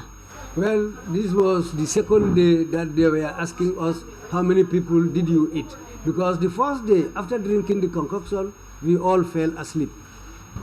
And I'm asking, after you were accused of being a witch and you were asked how many people you ate, did anything else happen after that? wi ko woni landade ko gilande mabbe tuuma wonde mabbe yima ka nyannejo te baari kadi be landitima wonde mabbe bilande ma rowni ha hikka ko yimbe jelo nyamuda gila dum don feddi ndaw wodi ko waditi kadi e hoore ma ton ndako to ton haydara wadani kam de ne min si wona ndebe naftata min Well, jodi ha kikide ndebe mbatti min e bose be ngartire min.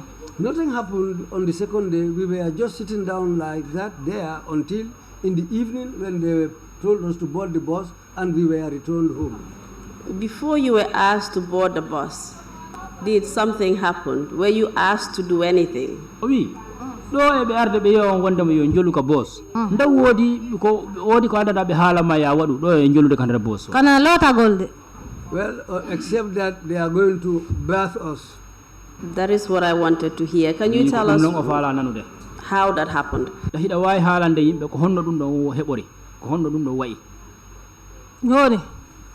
Now.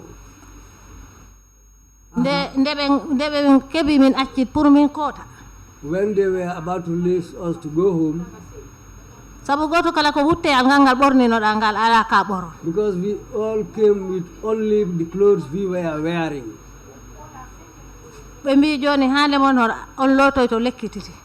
They said, before you people will depart here, you have to go and bath with this medicine. Well,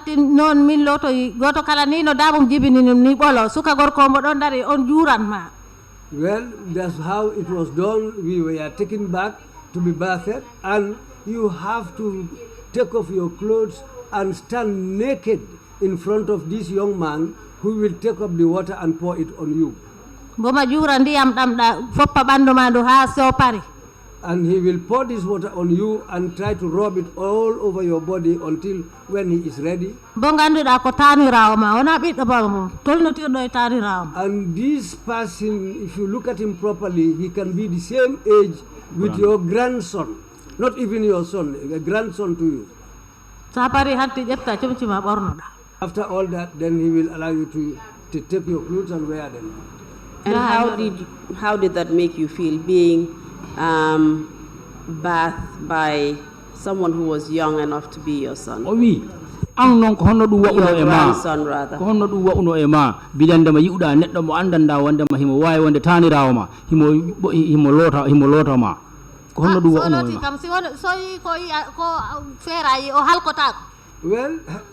there's nothing we can do, but if somebody, a small boy like that, looks at your nakedness, well, he might end up in a bad way. It's going to be a curse on him.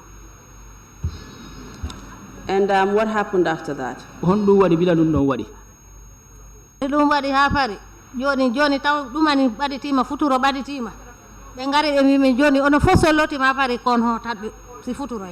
That's the time when they came and announced to us, because this was just a little bit before dusk.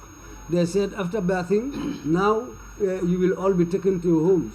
Okay, thank you very much. Let's stop there for now and let's move on to Sukai. Sukai, were you given a bath in a similar way? We Johnny Darren do Yang Sukai. Sukai Ankar Himolando Wandam, Ankar below to Noma, no Halirini. That's what they did. Was it done in the exact way that it was done to Fatou? Oui, the Fatou no Halirini Ankarin Tiki Tiki on, Konombe Waduma Ankari. Well, they did the same thing to me. What about you, Lamarana? Oui, Lamarana Anno, Ankari Konon. Min Lamarana, by Menati. Pago in Town it to link it, and we where you go panning out the Valda, Neholiday. When I went in, the small boy told me to take off my clothes. I told him, now, yes, as far as you want to see the nakedness of your somebody who could be an elderly person like me, we will help you. Then she took off her clothes. Then I took off. I took off my dresses and put them down. That's the time when he took up the water and put it on me and poured it on me. And how did that make you feel? Owi an gila ɗum waɗi ko honno ɗum yi uwa uno e ma. From that day on, when I came home, I am not well. The question was, after you took that bath, how did it make you feel? Owi ko olandi gon ko ɗum e gilandema ɓe lotuma ki lekki ko honno ɗum waɗi e ma ha joni ka wonɗa ɗo.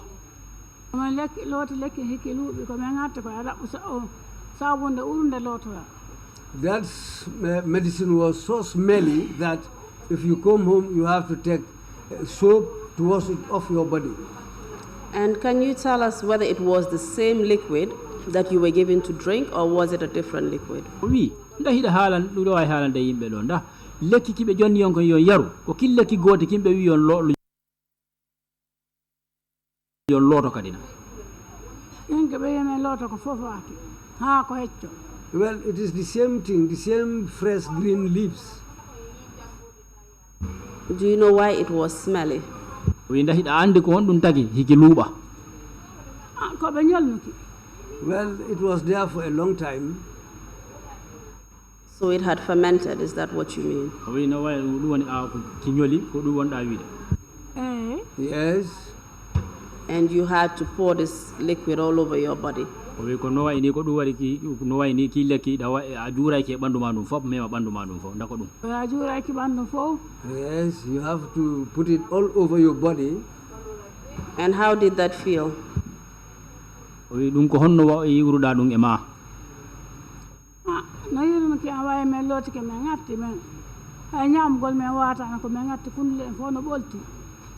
Well, what?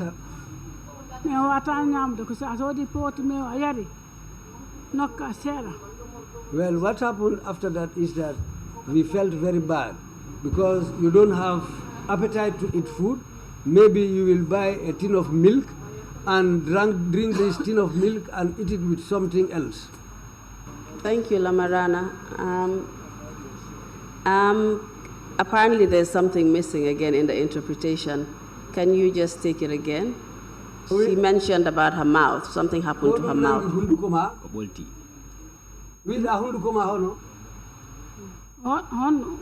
kam wiɗa ko honno wawno ko ɓolti. Well, inside my mouth all became so rushy that if you eat something with salt, you will feel some pain. So your mouth was sore. Is that what you mean? No, I know in there hunduko ma no musa. In there hunduko fo no musa. So in the foppo no fetti. So the pot me wayari. Walto bedum. Well, that's what happened to my mouth was also.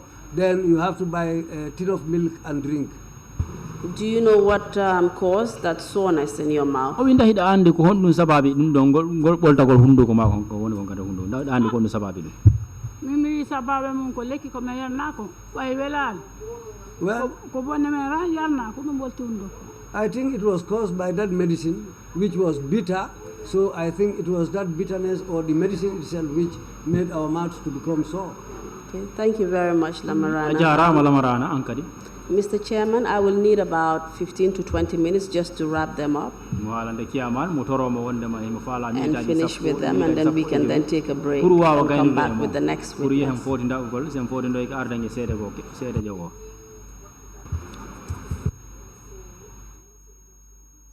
Sorry, Council, I was just nodding. You can please proceed. Thank you very much. Nodding in some cultures is no. Shaking head like that is yes. That the opposite, the other way around as well. We will need you to at least make a sound for the record. That's why okay, fine. Yes, please continue. Thank you very much, Mr. Chairman. Sukai, this question is directed to you. Please tell me how it felt like to have these young men bathe you in that filthy water. We ankari ko honno yiruda e hoorema o kumpay kun gorum ko andana ko pay kun gorum baggum ceccum kun andana ma hida borti yeso makko pour lotugol kun lotama. on jel paye ko wi Allah yo huddum hudadum Allah yata wadi mu barke bayri ko min mawdo loti. What I felt was that I was praying to say that may Allah curse him, because a small boy like that, look at my nakedness, that I think God will curse him for that. And what happened after you took the bath? wi ko hondum hebuma gilandema yahuda ha be lotuma dandi aki lekki lekki ki luba bandam du fo du ngani wayno bala ngani ni nyappa bandam. Well, this medicine was smelly, and what it caused me was I felt itches all over my body. I was itching, my body was itching and scratching. I was scratching myself. And of course, you were not given an opportunity to take a bath with fresh water after that, were you? wi awa hino wa ini gilandama be ha be lotuma ki lekki be jonnano ma wattu e faalema pour be lotama ndiyan laabudam. They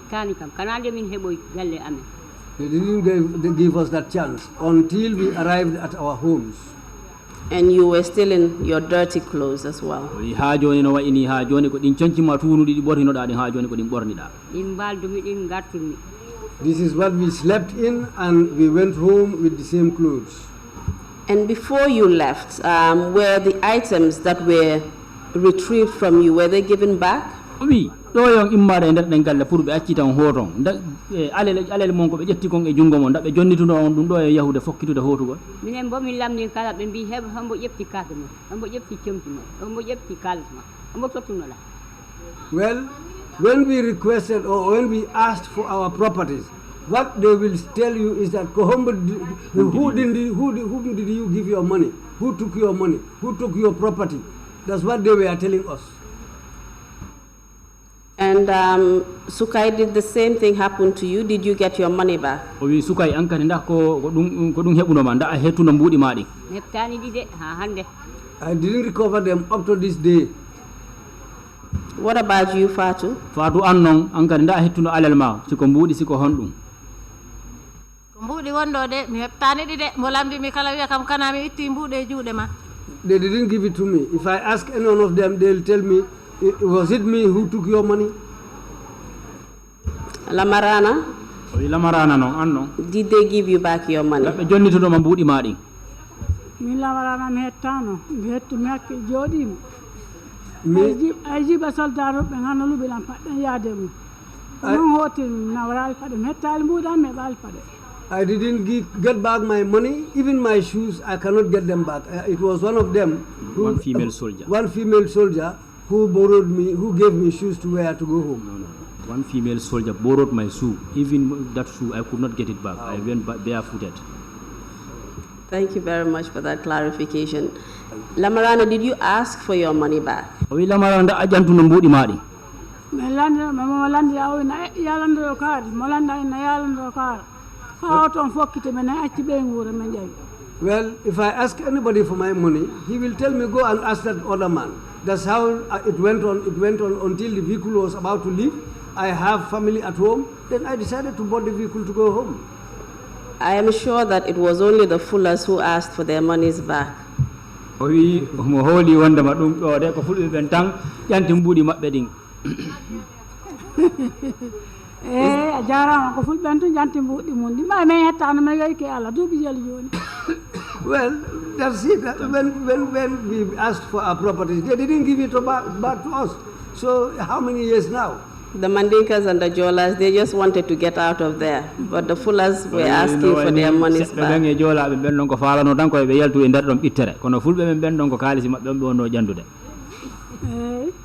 Yes.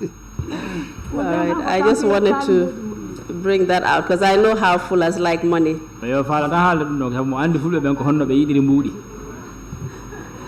All right, Fatou, what happened after you were released? How did you get home?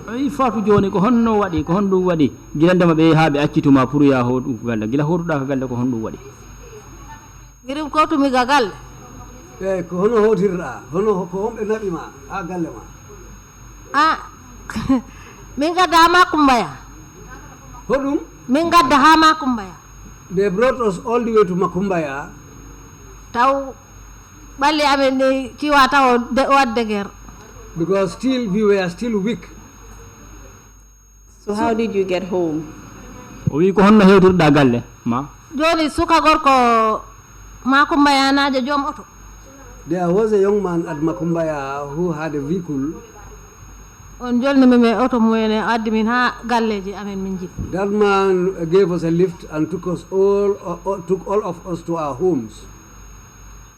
And what condition were you at that point? How did you feel? O wi ko honno wonirnoɗa an ko honno yiruɗa hoorema guilandema hewtuɗa ton. Non jiranmi hooram sina mi yirude hooram komi buwa. Well, how can I see myself? I was accused to be a witch. That's how I was looking at myself. And how did your community receive you? O wi jama on ɗum woni hoddiɓe maɓen ko honno ɓe jaɓɓorma guila hewtuɗa. ɓe ngara ɓe ndaara ɓe jaha. Well, they were coming, looking at me and going away. Did they say anything to you? Ndaw woodi ko ɓe haali e ma.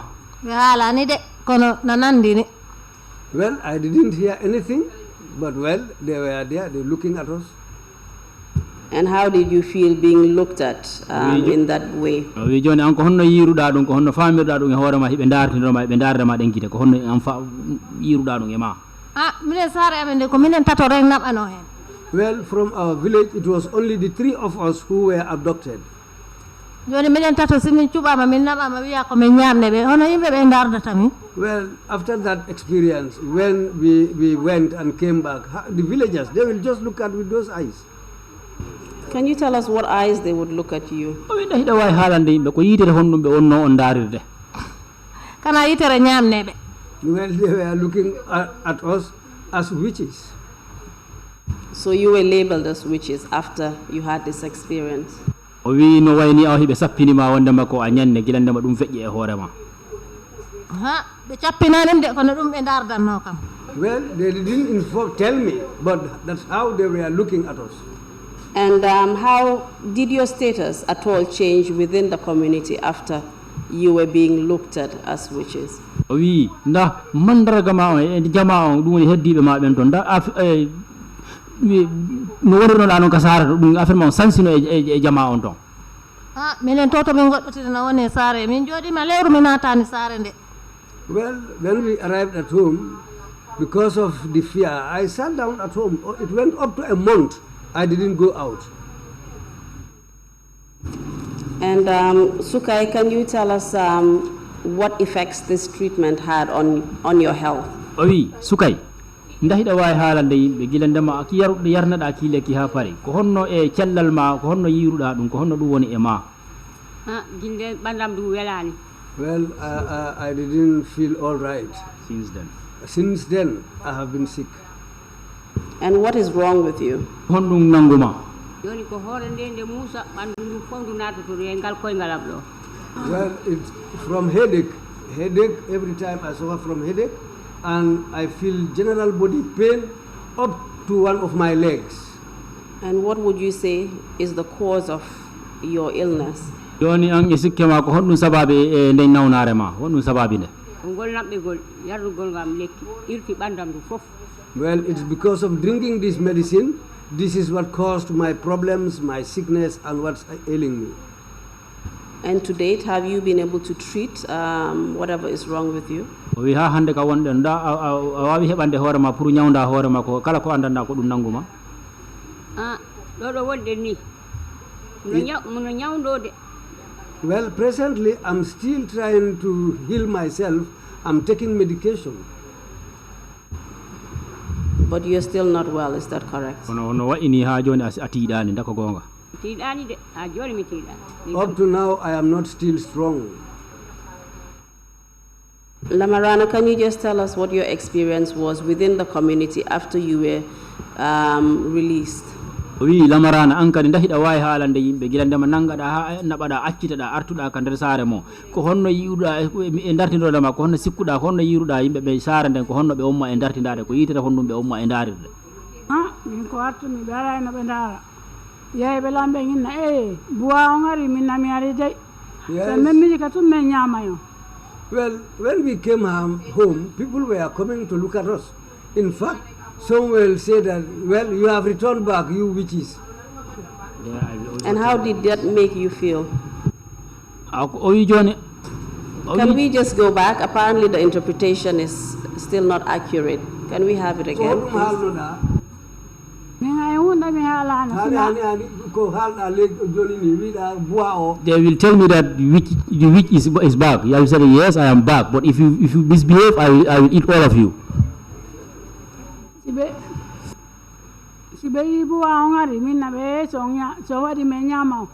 Yes. Yes, this is what they say. They tell me, the witch, you are back. I said, yes, we are back. But if you don't behave, we will eat you, because we were given something to drink, and we've been made more powerful.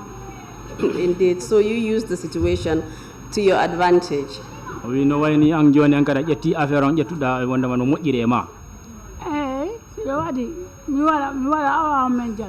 Yes, that's what happens. Sometimes we even make it a joke and laugh.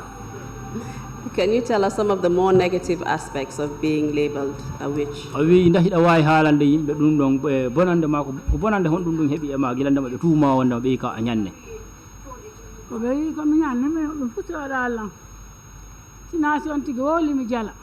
Well, that didn't do anything to me, but sometimes when they tell me, I just look at them and laugh. What about your children? Were they affected at all by you being labeled a witch? Owi sukabe mabe non da kambe kadi di gilanda be tuuma be nanguma be na umanda kambe kadi be hebuno cadele e dow dum ngal tuumal. Wobbe wiana nena mon ko nyanne wobbe ma fuddi wolde wi may goto tawolu. Well, ko me nyanne they will tell my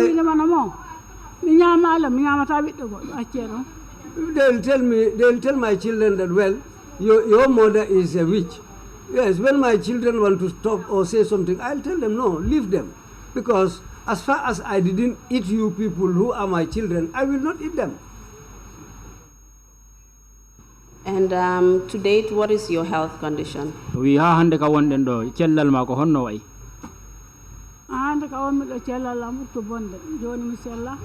Well, my health has seriously deteriorated because I'm still not well. What is wrong with you? Hondu nanguma.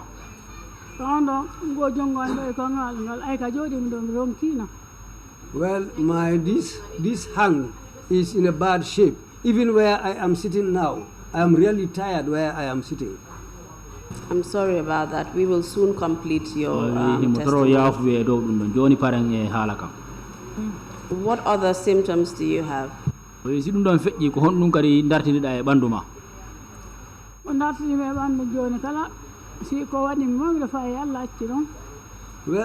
whatever happens to me now, I put my faith in God. Have you sought treatment? Well,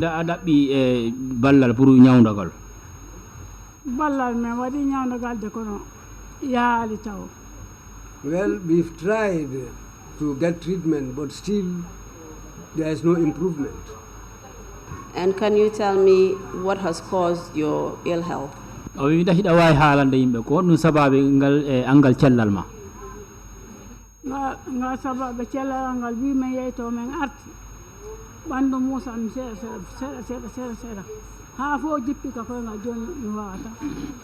since we went there and drank this concoction and came back, I have been in sick ill health until to the point where now it has gone down to my legs, which are really troubling me.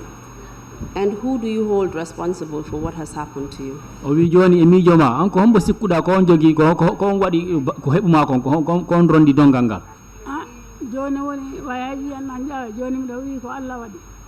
Well, what I can say is that it is God's decision.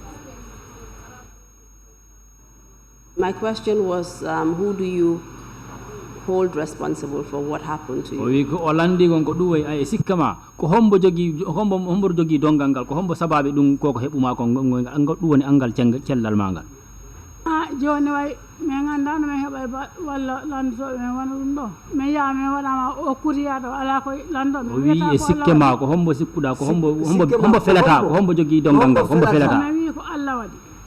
Well, I don't think she understood. She is saying that, well, she still thinks that it is destined by God.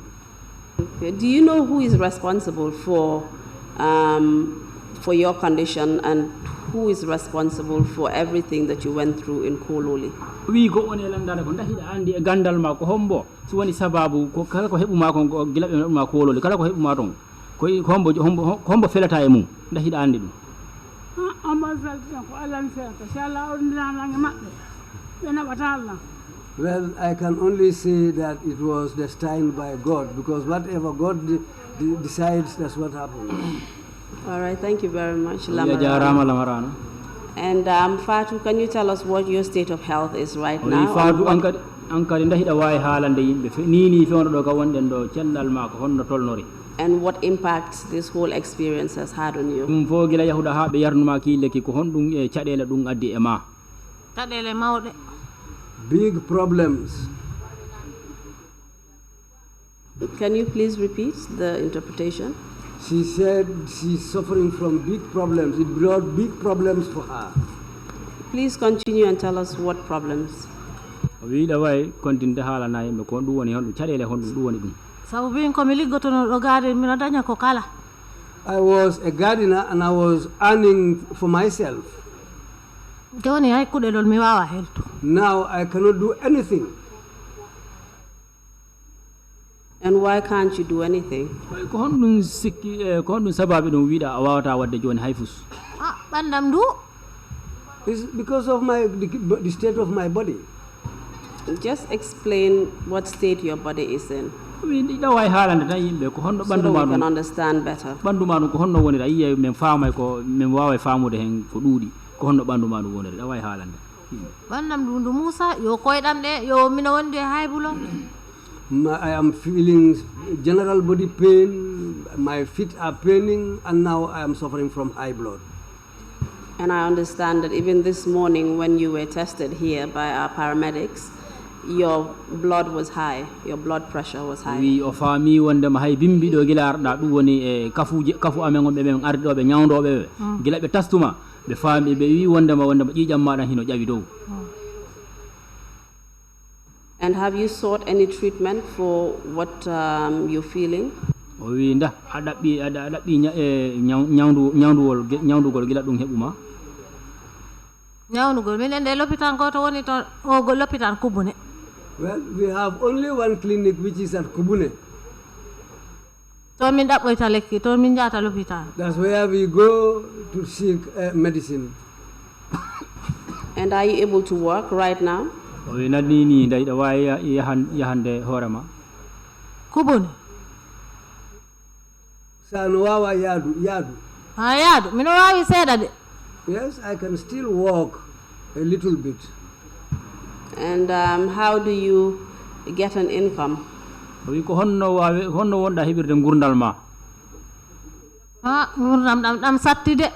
Well, it is very hard for me now to earn my living. And who do you blame for what has happened to you? Joni an e miijo ma ko hombo sikkuɗa woni sababu ɗum. Gondo sababu inde kana ko ɓe arɓe ɓe jarna yimɓe ɓe bone boto. Well, I can only blame these people who came and abducted us and gave us this concoction to drink. And these people that came and gave you this concoction, did you hear any information about who sent them? Wi ɓe yimɓe arɓe kam on ɓe ari ɓe nangi on ɓe naɓi on nda a heɓi kibaru e kala ɓe ɗum woni hombo nuli ɓe.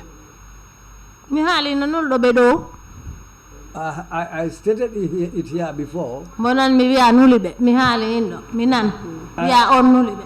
I said somebody sent them. The man who sent them is the man I blame. Yes, indeed. You did mention that it was the ex-president, the Jallow man, Yaya Jammeh. Gonga a haali ɗo nulɗo mo wiɗa ko Yaya Jammeh ɗum woni président wonnoɗo ɗo on. And do you hold him responsible for what has happened to you? ɗo joni a felaymo ko andanɗa ko ɗum fawi e hoore ma ko dako kanko felata e dow ɗum. Kam pelanmi kame ɓe aranɓe min. Yes, he's the man I am going to blame with the people he sent. Thank you very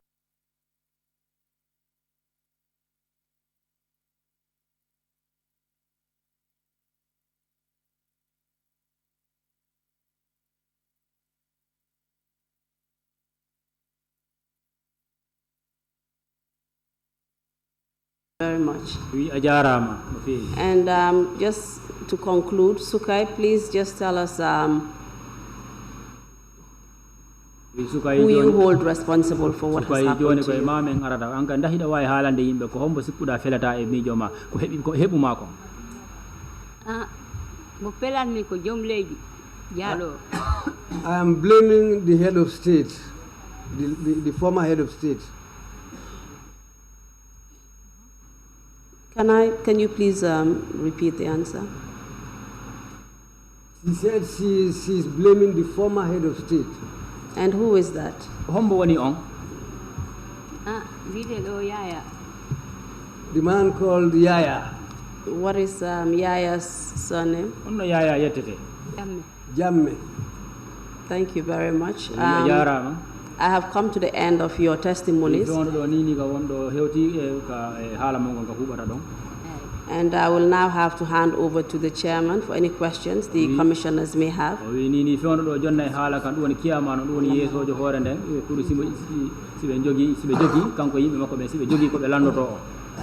Chairman, I believe Lamarana wishes to be excused at this point. I believe she's in pain.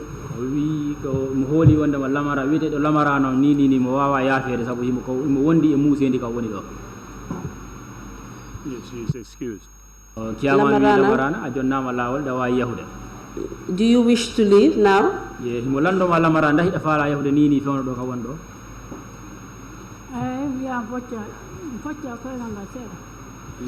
I would like to go and stretch my muscles. No problem. You can return at any point if we are still on, because we need to go through the final statements.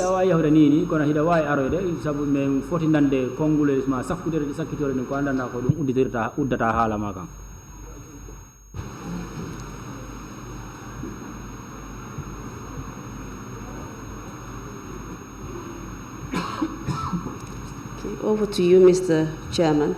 Thank you. Thank you very much, Council. Jarama Lamarana, sorry. I don't know if you can hear that. If not, just want to thank her as she is leaving. Madam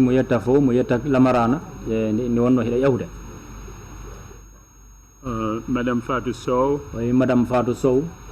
Madam Sukai Jallow. Madam Sukai Jallow. And the witness who was just leaving, Madam Lamarana Jallow. Want to thank you all very much.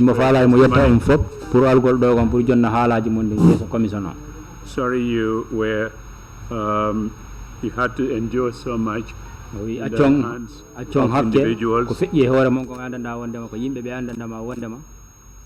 during your ordeal. You were not only humiliated and almost dehumanized,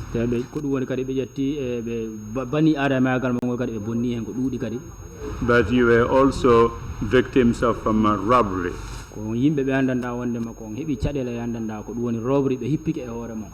You have agents who were sponsored by the state.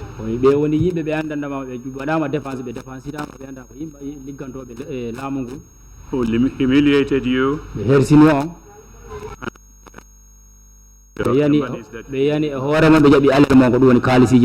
And never returned the money. Sorry about that. But I want to thank you very much indeed for your testimonies and for your willingness to come and share your pain.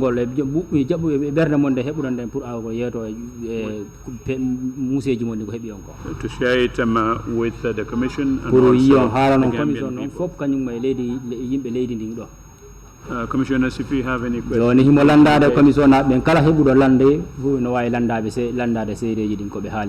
If not, if you have any closing remarks to make,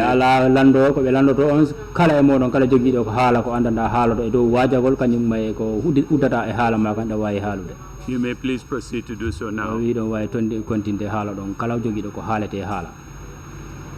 Namako wajagol kanyum may ko no leydi ndi yara yeso ko tababu ko pour yiya en wona goto yejjiten ko wadi ko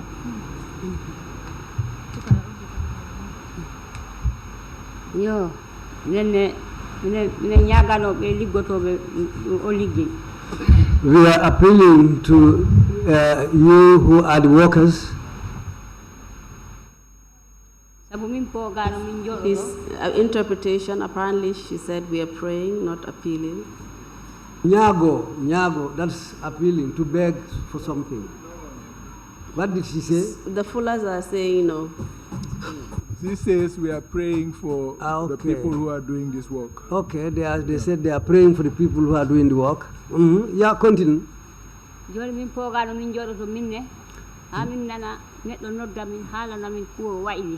We didn't think before that we will have the chance to come and sit down. Somebody will call us to come and sit down and narrate our ordeal. Because you, an elderly person, small children to come and fall on you and grab you and take you away.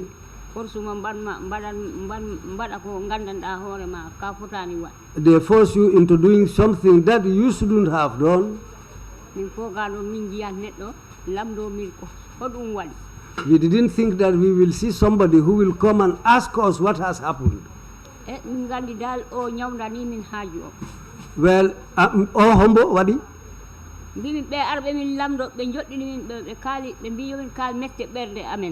Yes, now the people who came here to tell us to narrate this has eased the pain in our minds. They've really eased our pain. They've cured us of our pain. We thank you all. We thank the Almighty Allah. We thank you all. We are praying for God to empower you in your work. In the name of the Holy Prophet. In the name of the Holy Prophet. Thank you very much. Thank you very much indeed. Chairman, we ankala ajarama. Mrs. Fatou Sowe, you have any remarks to make? If so, please go ahead now. Madam Fatou, ankala sahibi ko halta awawa dum halde joni.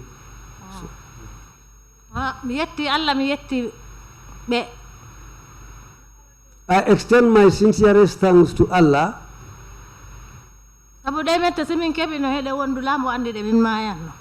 Because this pain, if see, I have one.